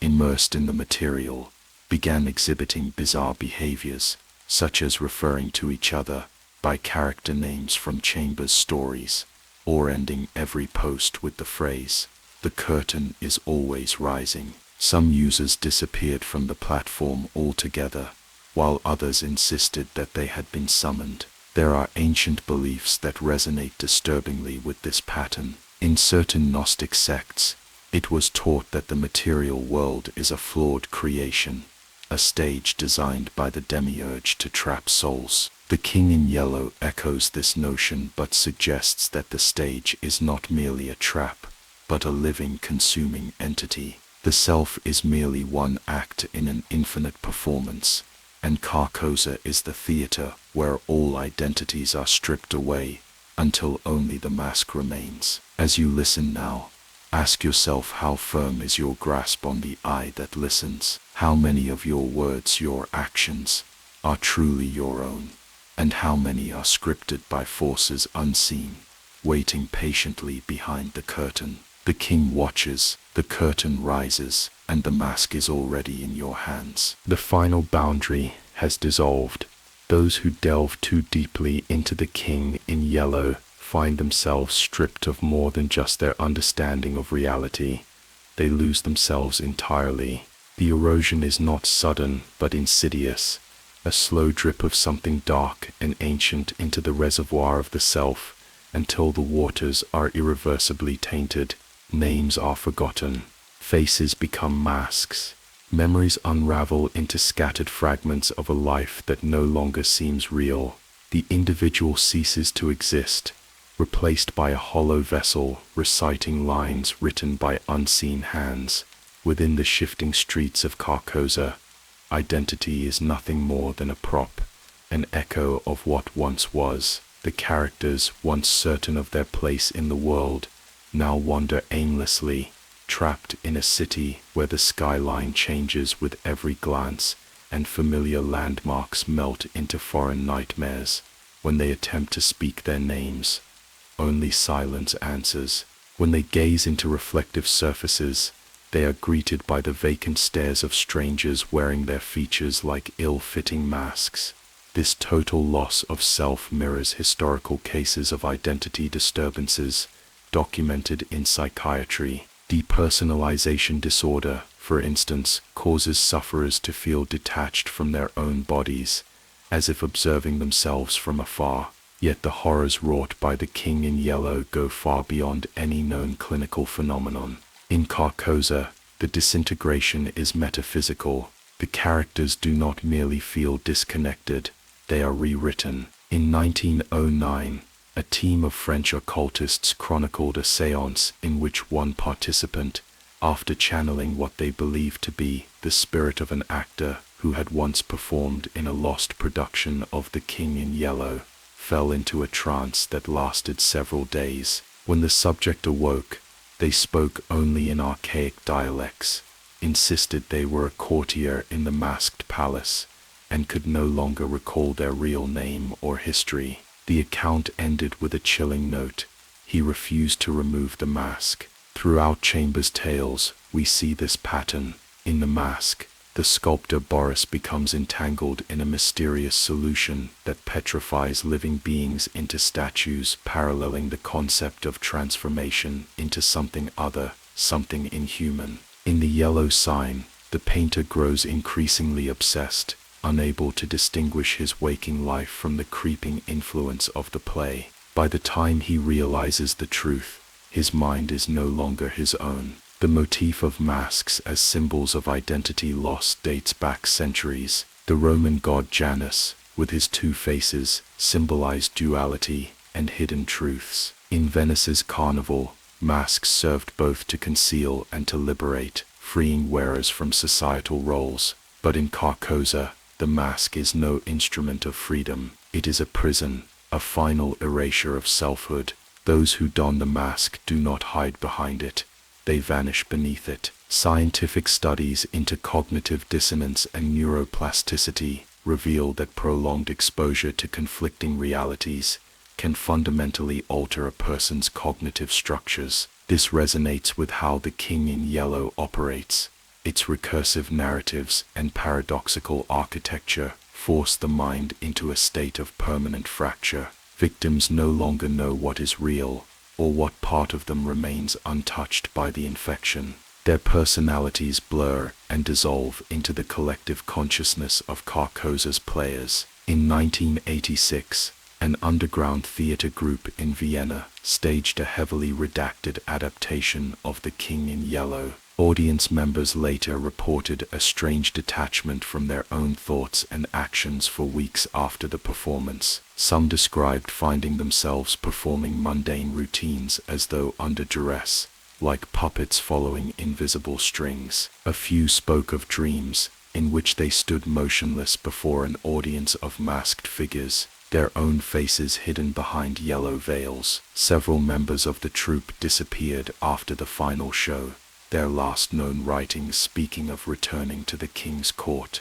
In Carcosa's crumbling palaces and fog-choked alleys, the remnants of the self are devoured by the city's oppressive silence. Characters lose the ability to form coherent thoughts. Their inner monologues are replaced by fragmented lines of dialogue they do not remember learning.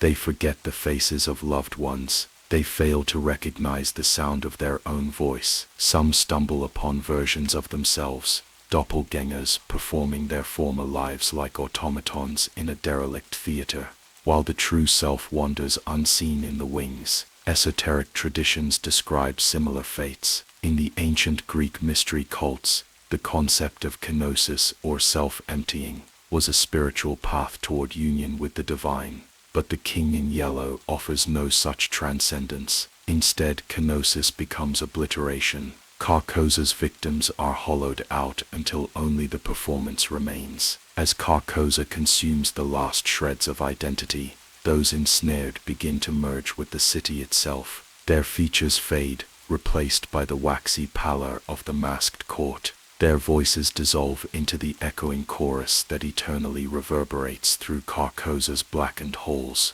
They are no longer characters, they are scenery, backdrop, part of the crumbling stage upon which the king's eternal tragedy plays out. The playwright Antonin Artaud, architect of the theater of cruelty, believed that true theater should strip away artifice to reveal the raw forces of the subconscious. Yet even Artaud, haunted by his own brushes with madness, could not have envisioned the bleak cruelty of Carcosa's stage. There the audience and the performers become one, swallowed by a narrative so vast and cyclical that even the concept of individuality is consumed. The final horror is that some embrace this fate. In Carcosa, resistance is futile, and those who try to cling to their identities often meet with even swifter erasure. It is the ones who surrender who are absorbed most completely, vanishing into the masked procession that winds endlessly through the city's labyrinthine streets,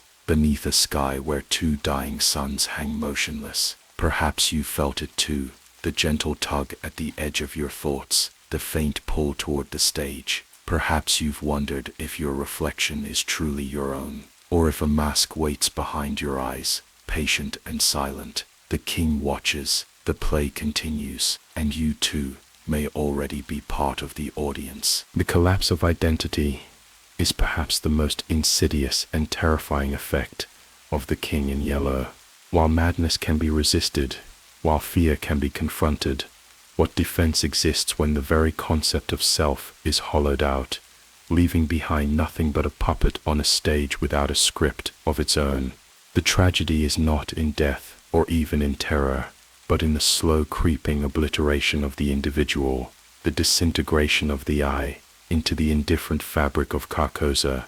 The victims of the play lose not only their names and memories, but their ability to comprehend who they were. Their identities dissolve like ink in water, diffused into a murky swirl of broken roles and borrowed personas. Some attempt to cling to fragments of who they used to be, only to watch as those pieces fragment further, recited back to them by masked strangers as if reading from a corrupted script. Others forget to fight, forgetting even the memory of resistance. Historically, the collapse of identity has long been a subject of both mysticism and dread.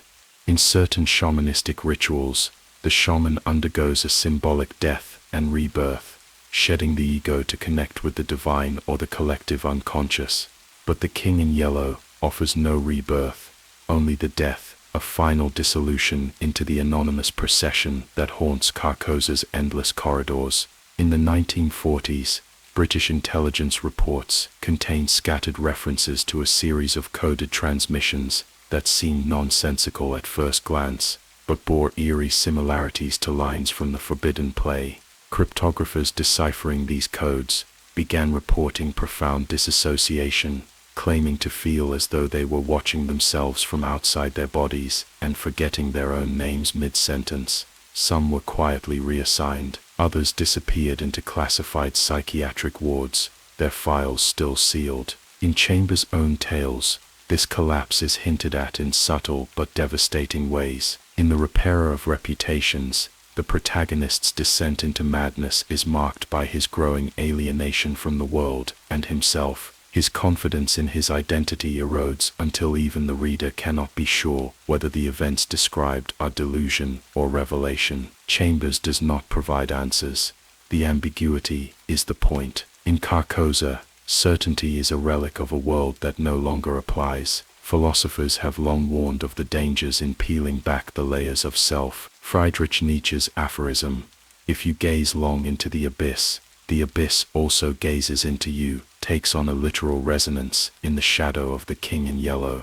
The abyss does not merely gaze, it rewrites. In 2003, a French scholar studying rare grimoires in an abandoned monastery uncovered a tome referencing a lost performance of The King in Yellow staged in medieval Avignon. His notes, recovered posthumously, describe increasingly vivid dreams of a crumbling theater where masked figures whispered in languages older than Latin. Over time, his handwriting changed, shifting from elegant cursive to erratic, alien glyphs. His final entry read simply, "Who am I supposed to be?" The destruction of self bleeds beyond the individual. Entire groups drawn into Carcosa's orbit often fall into collective identity collapse. Cult-like organizations claiming to serve the masked king have surfaced periodically throughout history. From 17th century secret societies in Prague to early 20th century esoteric orders in Vienna, these groups invariably share traits.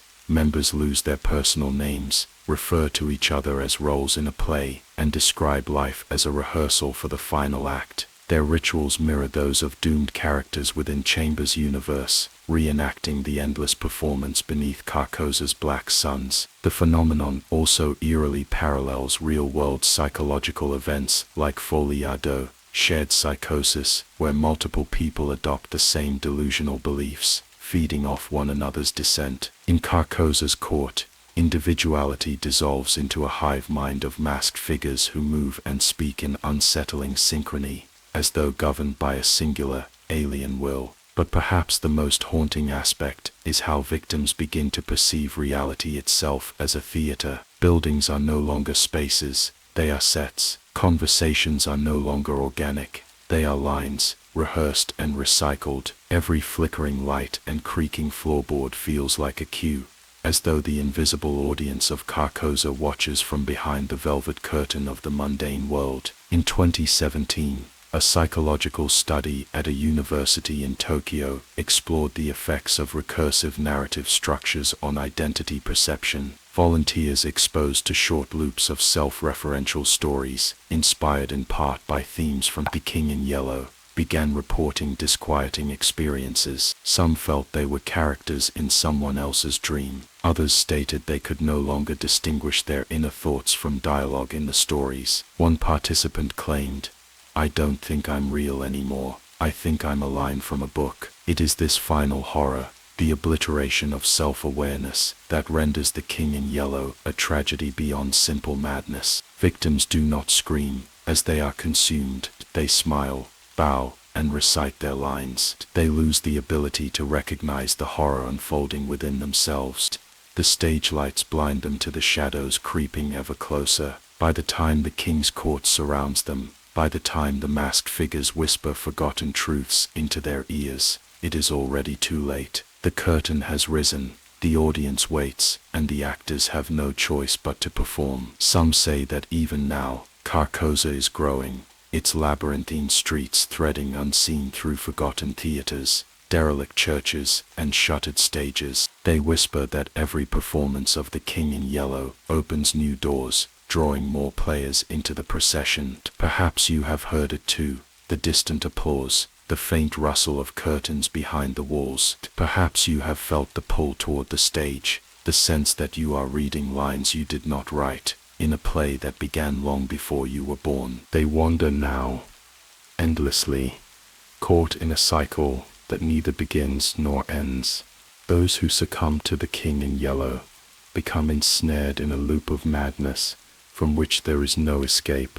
Each act of the play, each whispered line and crumbling stage, draws them deeper into Carcosa's infinite corridors, where time folds upon itself like a broken mirror.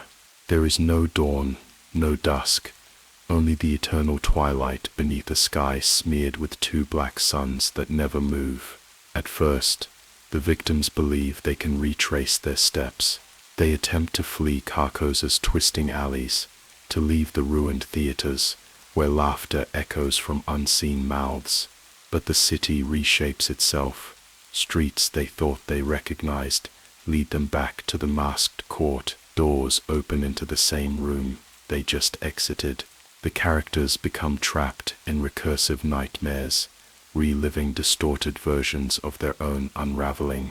This cyclical horror mirrors ancient notions of eternal return. In both Eastern philosophies and Western esotericism, there are tales of souls caught in karmic loops, reliving lifetimes until they transcend. Yet Carcosa offers no transcendence. Here, repetition is not a path to enlightenment, but a spiral into further dissolution. The characters are caught between the performance and reality, between themselves and the mask they wear. The court of the king in yellow, standing motionless in grand halls, lined with decaying velvet curtains, never speaks. Its masked figures observe the trapped souls with hollow, patient eyes, as if waiting for them to accept their roles in the endless production. And eventually, they do. After countless loops, after rehearsing the same futile escape, the characters begin to forget that they were ever outsiders. They pick up tattered scripts, left on broken stages, reciting lines they never remember learning. The philosopher Albert Camus wrote of the myth of Sisyphus, endlessly pushing a boulder uphill only for it to roll back again. Yet Sisyphus remains himself. He remembers his torment. In Carcosa, the horror is far worse. The characters forget they are trapped. They forget they have ever existed outside the script. Madness becomes the only reality they know. Throughout history, similar tales of cyclical imprisonment have surfaced in folklore. In medieval Europe, legends of the Wild Hunt spoke of cursed souls doomed to ride forever through stormy skies, unable to rest. In Japanese mythology, spirits known as eerie are bound to the mortal world, repeating the circumstances of their death in endless loops. The King in Yellow reimagines these ancient fears on a cosmic scale, turning the entire fabric of Carcosa into a stage for perpetual damnation. In 1971, an academic study into anomalous psychological phenomena in rural Romania uncovered unsettling testimonies. Locals spoke of a ruined theater deep in the Carpathians, where travelers were said to vanish only to reappear weeks or months later, rambling incoherently about a city where the suns have died. One survivor recounted attending a play where each act repeated endlessly, with the cast growing less human and more puppet-like as the story cycled. He was found sitting in the remains of a burned-out church, sketching endless variations of the yellow sign.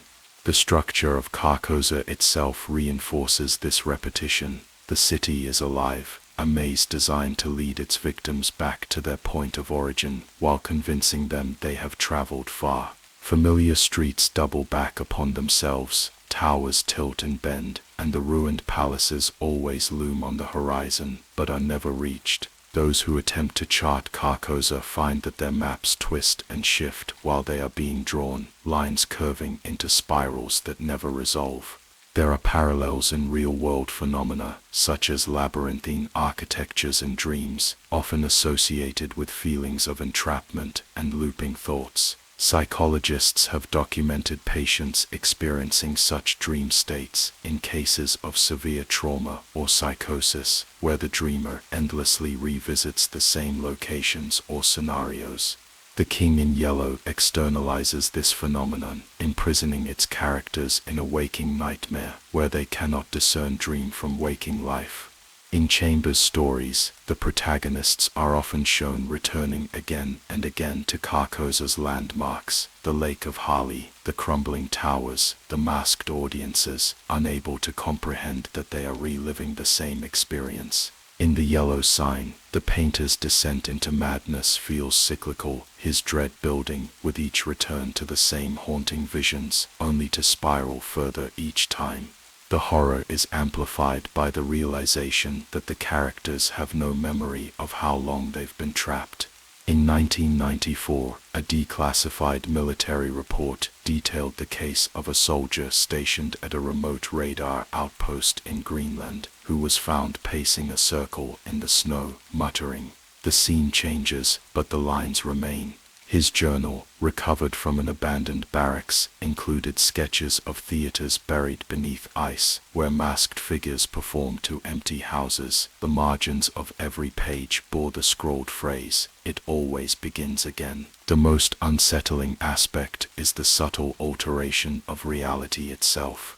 As the trapped characters forget their identities and submit to the loop, Carcosa seeps outward. The audience of the king, those who read the play, who hear the whispers, are drawn into the same recursive spiral. Reality adopts theatrical qualities. People around them seem to recite rehearsed lines. Events unfold like repeated scenes. The boundary between the external world and the labyrinth of Carcosa erodes until the victim is never sure whether they are in the waking world or still treading the stage.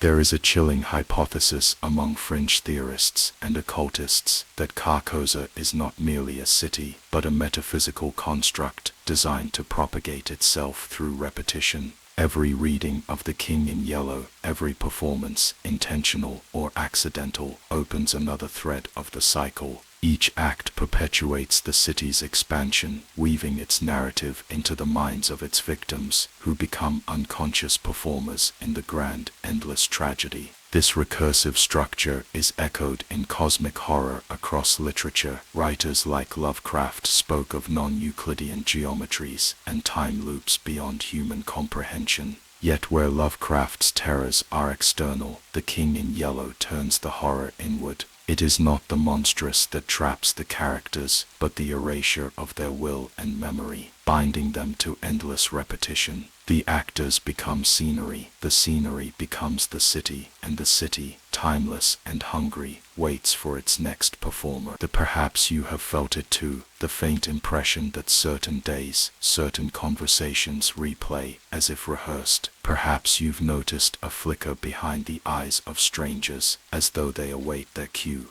The King in Yellow is patient, the play will always begin again. And Carcosa grows. The King in Yellow is ultimately a tale steeped in fatalism, an oppressive inevitability that suffocates its victims from the moment they glimpse the first cursed line. Once the threshold is crossed, once the forbidden knowledge is tasted, there is no return to innocence. This is the true horror lurking beneath the ornate prose and decaying grandeur of Carcosa, the irreversibility of discovery, the point of no return hidden within every secret whispered beneath the yellow sign. The characters who fall prey to the play do not merely stumble into madness, they cross a boundary from which there is no escape. The knowledge revealed in The King in Yellow is not a puzzle to solve, not a labyrinth to navigate, but a door that once opened, slams shut behind them. There are echoes of ancient cautionary tales here.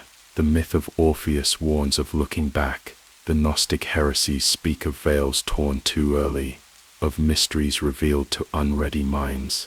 The King in Yellow turns these myths into a cruel certainty. Some revelations cannot be unseen. In modern neurology, the phenomenon of irreversible cognitive shifts has been studied under the lens of trauma and enlightenment alike.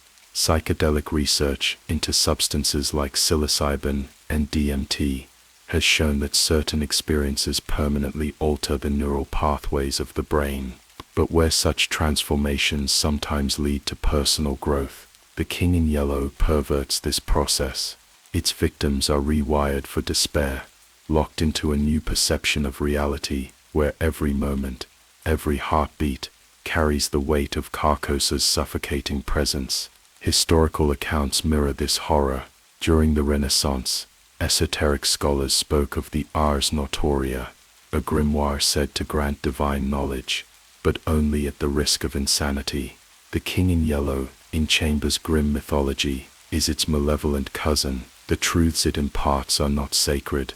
They are profane revelations that corrode the soul. Once the final curtain rises, the reader, the viewer, the seeker is no longer themselves. They are an extension of the play. The fatalism saturating The King in Yellow resonates with philosophical nihilism. Thinkers like Arthur Schopenhauer and Albert Camus explored the notion that the search for meaning in an indifferent universe often leads to existential dread. In Carcosa, this dread is no longer a psychological burden, it is the very architecture of the world. The city itself whispers the same terrible secret over and over. There is no salvation, only the knowledge that it was all predetermined. The stage has been built, the script written, and you have always been cast in this role. In 1964, a lost film reel surfaced in Berlin, rumored to be an experimental adaptation of The King in Yellow performed by a defunct cabaret troupe. The footage, degraded and warped, shows actors performing on a grotesque set resembling Carcosa's palace halls. As the film progresses, the actors visibly deteriorate, mouths moving without sound, movements becoming mechanical. In the final frames, they stare directly into the camera, as though recognizing the viewer, mouthing a silent phrase.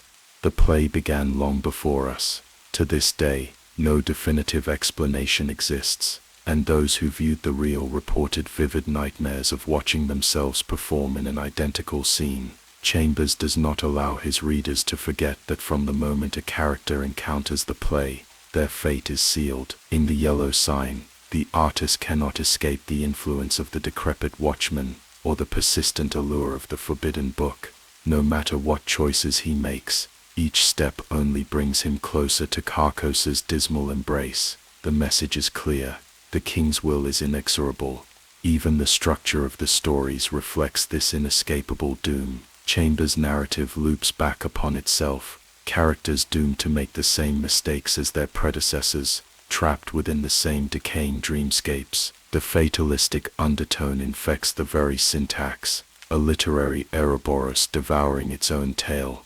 The 20th century brought with it similar motifs. In the writings of cosmic horror authors like Thomas Ligotti, we find echoes of Chambers' grim vision that human beings are marionettes, pulled by unseen forces, unable to alter their paths. The difference is that Chambers imbues this cosmic hopelessness with theatricality. His victims aren't merely spectators, they are actors unaware they have been cast in a tragedy with no intermission and no finale. The concept of the uncanny valley, where human-like figures provoke unease due to their near-realistic but subtly distorted features, mirrors the psychological discomfort experienced by those ensnared in The King in Yellow. The reality itself becomes the uncanny valley, familiar, yet irreversibly wrong. The characters sense that the world around them is staged, artificial, but the script offers no instructions for escape. In Carcosa, even time falters. The victims forget how long they have been wandering. Hours stretch into eternities, and past events loop slightly altered, like worn-out stage props reused in a failing production. Historians recount medieval legends of wandering pilgrims who spoke of cities where stars hung motionless, where the sun set but never rose again, leaving them forever trapped in dusk. These myths, long dismissed as fables, feel eerily prophetic when viewed through the lens of Carcosa. In 2010, an isolated theater in Bucharest attempted an experimental performance, incorporating elements of The King in Yellow into a modern retelling. Audience members later confessed to losing track of time during the play, some believing they had only watched for minutes, others convinced hours had passed. Several attendees reported being unable to recall the final act, despite photographic evidence showing them in their seats until the end. Interviews revealed a recurring theme in their fragmented recollections. The play was never supposed to end.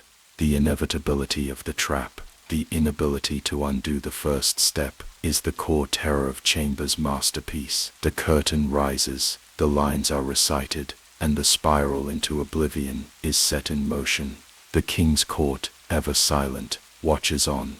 Perhaps you feel it too, the creeping realization that some stories once heard stay with you forever, that some knowledge, once known, reshapes the world in subtle, irreversible ways. Perhaps the air feels heavier now, the spaces around you, a touch too theatrical, too rehearsed. Remember, the king in yellow waits beyond the threshold, and once crossed, no path leads home. Carcosa stands as the ultimate testament to the futility of seeking perfection. Its towering, crumbling spires and labyrinthine streets, drenched in an eternal twilight beneath the black suns, reveal the paradox that has haunted humanity since the dawn of civilization. The very pursuit of the flawless becomes the architect of its own destruction. In Chambers' grim mythology, Carcosa is not merely a setting, it is a warning carved into the bedrock of the subconscious. It is the broken remains of a civilization that reached too far, grasping for godhood, only to collapse beneath the weight of its own ambition. As the cursed characters wander deeper into Carcosa's decaying grandeur, they are struck by an overwhelming sense of what once was, a city that must have gleamed with unmatched beauty, its palaces flawless, its bridges arched in perfect symmetry. Yet every element now festers beneath layers of ruin. The marble halls are cracked, the golden towers tarnished, statues of forgotten kings stare down with hollow eyes, as if mourning their own hubris. In Carcosa, there is no trace of erosion from time or weather. Instead, the city decays from within, as if its very essence turned against itself. Throughout history, countless empires have pursued the impossible dream of perfection, only to crumble. From the marble-white idealism of ancient Athens to the sprawling grandeur of Rome, civilizations have stretched toward immortality, believing they could defy entropy. Yet Athens fell to internal strife, Rome to decadence and overreach. Carcosa is this pattern writ large on a cosmic scale, a frozen echo of humanity's self-sabotaging pursuit of the ideal.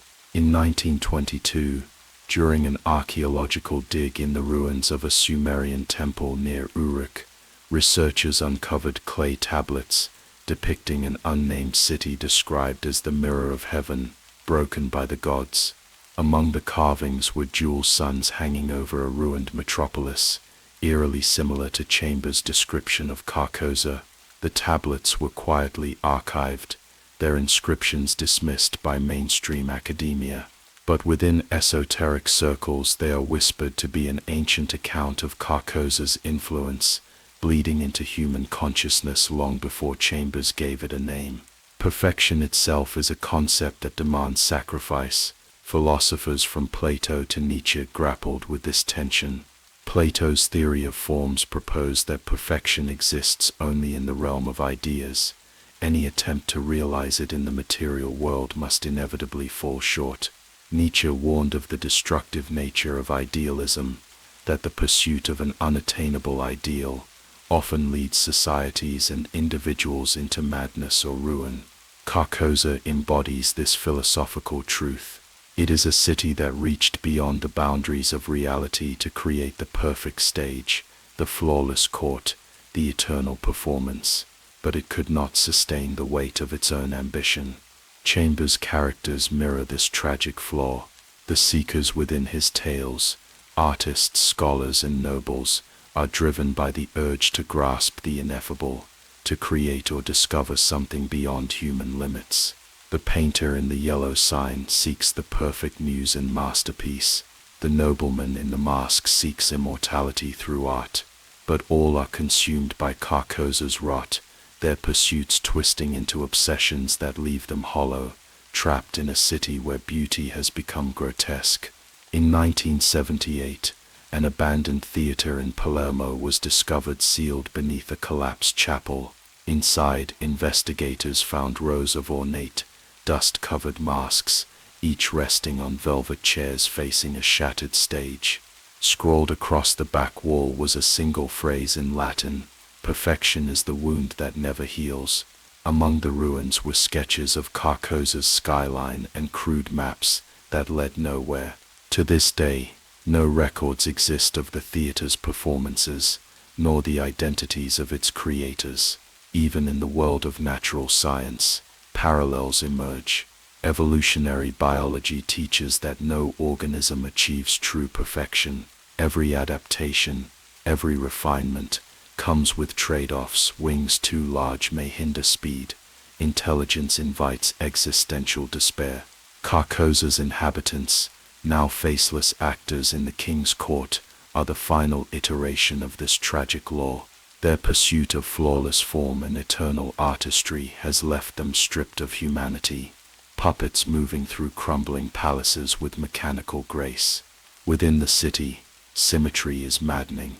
The streets fold into one another, each turn revealing a mirrored copy of a scene previously past. The great towers lean toward one another, like performers frozen mid-bow, their angles too precise, unsettlingly perfect. In the court of the king, masked figures stand in identical stances, reciting their lines in unison, their voices blending into a monotone drone. In Carcosa, even imperfection has been erased, at the cost of vitality. This obsessive symmetry mirrors real-world psychological phenomena, such as obsessive-compulsive disorder (OCD), where sufferers seek order and balance, yet become trapped in cycles of anxiety and ritual. Carcosa is the physical embodiment of this compulsion, an endless pattern without resolution, a fractal that consumes itself, and always at the heart of it all looms the king in yellow, draped in tattered robes that once shimmered with cosmic gold but now weep with decay. He is the ultimate mirror of Carcosa's failure, a being who sought to impose perfection on reality, only to fracture it into endless looping nightmares. His court is silent, save for the scraping of masks against ancient marble, and the faint murmur of lines delivered on a stage no audience will ever applaud. In modern urban legends, Carcosa surfaces in fragmented reports of lost cities glimpsed in peripheral vision, structures too symmetrical, too pristine, vanishing when approached. Psychologists studying liminality describe how human minds react to too perfect environments, triggering unease and a primal sense of dread. The mind, it seems, recognizes that perfection is unnatural, unsustainable. Perhaps that is the ultimate tragedy of Carcosa, that its beauty and order are so complete, they are dead. No room remains for spontaneity, for the flawed humanity that gives art and life their meaning. What the king's followers mistook for transcendence was a mausoleum in disguise, a tomb sealed behind yellow curtains. And still, Carcosa waits. Its endless courtyards and gilded arches call to those desperate to complete their magnum opus, to glimpse the perfect city. The characters in Chambers' stories, and perhaps those of us reading their tales, are drawn to it like moths to a flame, blind to the rot beneath the gilded mask. For Carcosa is the grave of perfection, and every step taken toward it is another verse in a tragedy that never ends. Carcosa is the mirror held to the human soul, reflecting the entropy that gnaws at every ideal, every empire, every fleeting moment of order. As the weary characters drift deeper into the city's shifting avenues, they do not just witness ruins, they walk through the ossified remains of a civilization that dared to dream of immortality and perfection. The wide boulevards, once grand thoroughfares lined with marble statues and crystalline fountains, now sag beneath the weight of their own forgotten glory. Every crack in the cobblestone, every leaning tower and collapsing archway tells the same silent story. The higher the aspiration, the more devastating the fall. Carcosa is a city embalmed in its own decay. The black suns overhead, one bloated and dim, the other a hollow sphere of lightless void, cast long, distorted shadows. No birds sing, no wind stirs the dust that carpets every street, yet there is movement, slow, deliberate. The masked court of the king glides through the wreckage, performers locked in a tragic ballet, circling the throne room like vultures around a corpse. They speak not of rebellion, of repair, or even despair. They recite their lines with empty devotion, agents of a cosmic script whose final act has long since been forgotten.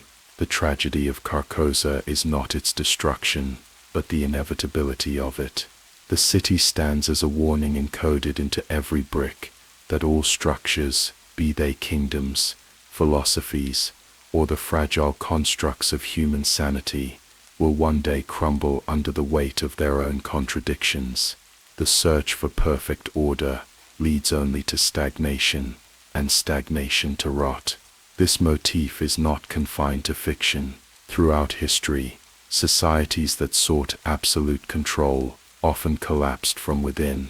The meticulously ordered Qin dynasty of ancient China crumbled after a mere 15 years, as harsh legalism turned the populace against its rulers. The Soviet Union, in its attempt to impose rigid structure on millions, disintegrated beneath the pressures of ideological inflexibility and internal decay. Carcosa is the metaphysical embodiment of this pattern, an empire that outlived its own purpose and became trapped in an endless cycle of hollow performances. Within the decaying palaces, golden thrones lie shattered, and torn banners flutter with glyphs no one remembers how to read. The streets, paved in intricate mosaics, depict scenes of cosmic balance, two suns hovering over symmetrical gardens and serene figures. Yet the real city betrays this ideal with every turn. Walls lean precariously, murals peel into dust, and fountains bubble with stagnant black ichor. This disconnect between image and reality is a cruel reminder that Carcosa's grand ideals were unsustainable, consumed by entropy. In 1897, an obscure manuscript surfaced in Paris, attributed to a French playwright who claimed to have traveled to a city between worlds, where decay is worshipped as divine. The manuscript describes eerily similar vistas to Carcosa: crumbling towers beneath twin suns, masked figures weaving through labyrinthine corridors. The author's final fragmented notes read, "In perfection lies collapse, in collapse, eternity." The king in yellow himself presides over this ruin, not as a ruler but as a funerary priest, embalming what remains of his kingdom in endless ceremony. Draped in tattered robes, the color of fading parchment, his form is less solid than suggestion, as if stitched together from the shredded remnants of forgotten performances. His head, hidden behind a featureless mask, tilts as he surveys the slow-motion catastrophe of Carcosa's eternal decline. Those who stand before him realize the horror too late. He does not command the city's decay, he reflects it. Psychologists speak of learned helplessness, a condition where repeated failure and trauma cause subjects to stop attempting escape, even when escape becomes possible. In Carcosa, this state is ritualized. The masked court never attempts to mend their crumbling city, never protests their servitude. Their helplessness is encoded in the ritual itself. They are both prisoners and architects of their endless ruin. The ancient Greeks warned of hubris, the fatal flaw of excessive pride or ambition that inevitably led to nemesis, divine retribution. In Carcosa, hubris is fossilized into the very stonework. The symmetrical design of the city, once a testament to balance and perfection, is now a prison. Every avenue leads back to the palace, every stairwell ascends to nowhere, and the towering spires, now crooked and hollow, pierce the darkened skies like broken spears. Reports of haunted cities and cursed ruins echo this theme across cultures. The sunken city of use, submerged by its own hubris according to Breton folklore, was said to still be visible beneath calm waters at dusk. The lost colony of Roanoke vanished without a trace, leaving behind the enigmatic word Croatoan carved into a tree. Some occultists whisper that these vanishings are not disappearances, but transitions, that these places have become part of Carcosa's ever-expanding dominion. In recent years, urban explorers have recounted stumbling upon structures that mirror Carcosa's unsettling geometry, tunnels that loop impossibly back upon themselves, abandoned theaters where all exits lead to the same room. murals that seem to rearrange when viewed from different angles. These anomalies are often dismissed as architectural quirks or hoaxes, but for those who have stared too long into the yellowed pages of the king's script, these distortions are telltale signs of Carcosa's encroachment upon the waking world. Carcosa teaches that order, no matter how rigidly imposed, is ultimately an illusion, one that when pushed too far, collapses into chaos. The very act of striving for a flawless system gives birth to the seeds of its decay. The masked figures of the king's court have become part of this entropy, their once vibrant humanity, leached away by endless repetition and the oppressive demand for absolute symmetry.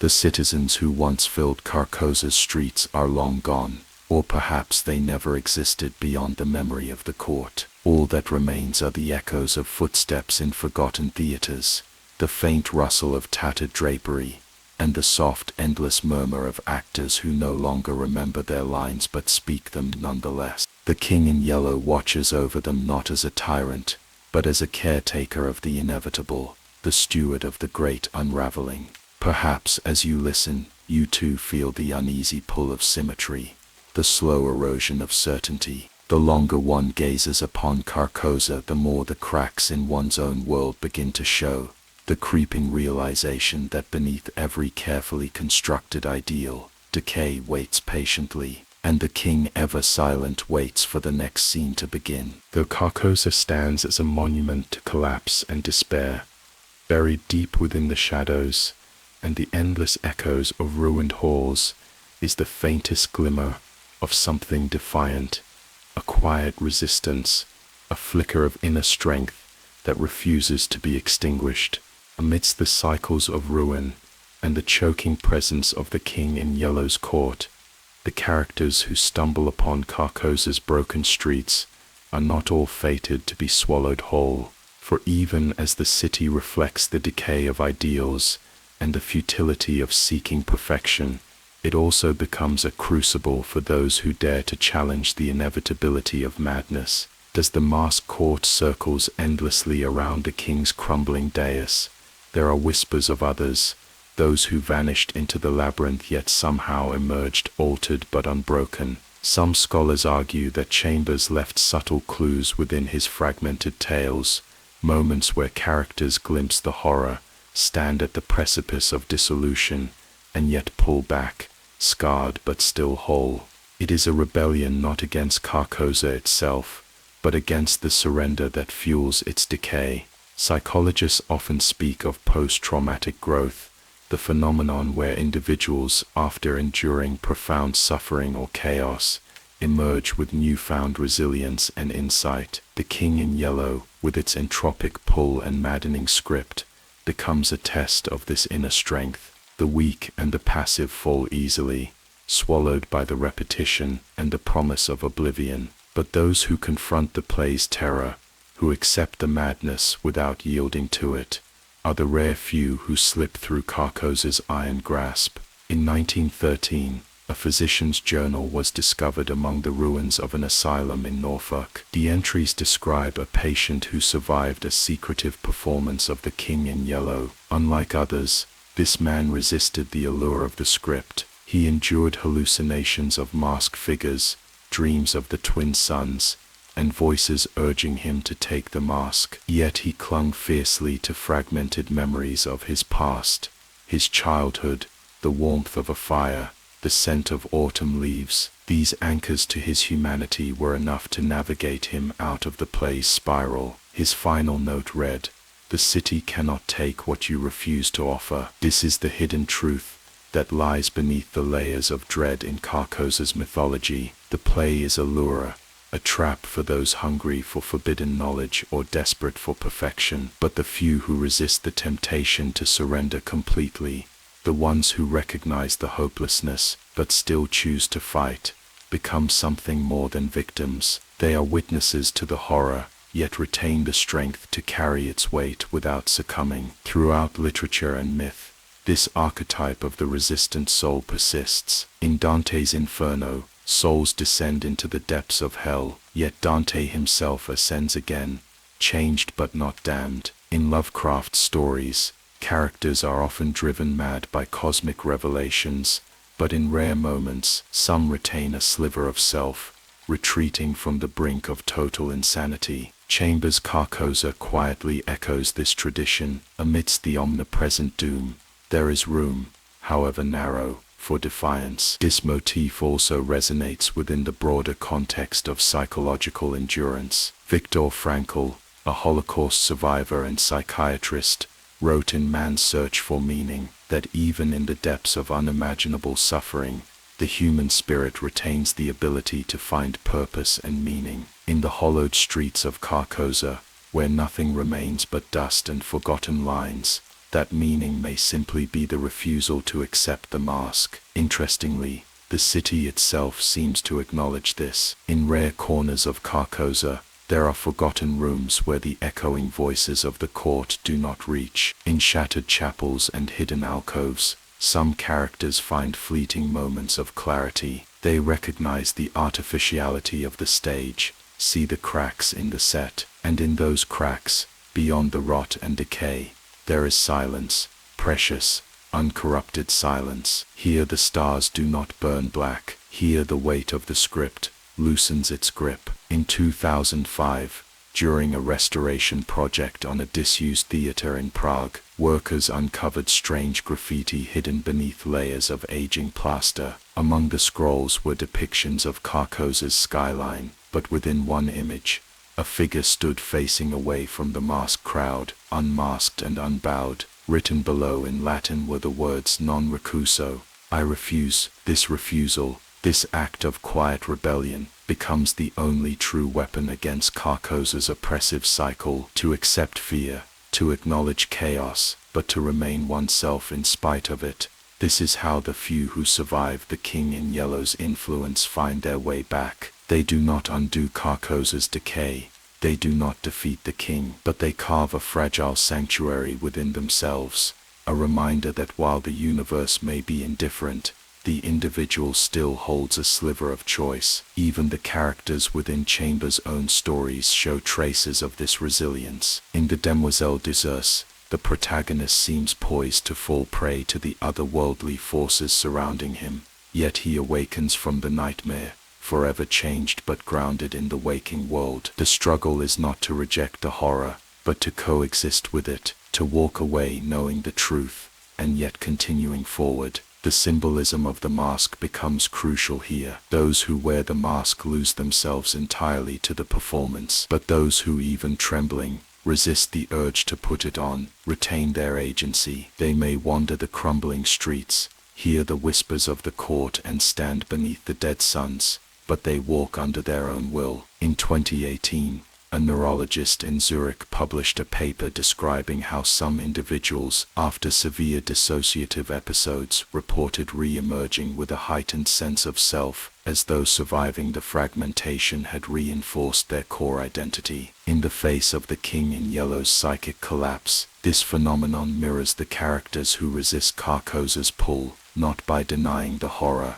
but by accepting it without surrendering. So Carcosa becomes not only a city of ruin, but a crucible of resilience. Within its collapsing towers and forgotten stages, those rare few who refuse to lose themselves stand as quiet testaments to human defiance. Their footprints remain in the dust, faint yet stubborn, leading away from the king's court and back into the fractured but still living world. Perhaps that is the paradox at the heart of Carcosa, that in the face of inevitable ruin, the smallest act of resistance, the refusal to forget one's name, is itself a victory. And so, as you listen, as you feel the weight of these words press against your thoughts, remember there is always a choice, even when the script demands otherwise.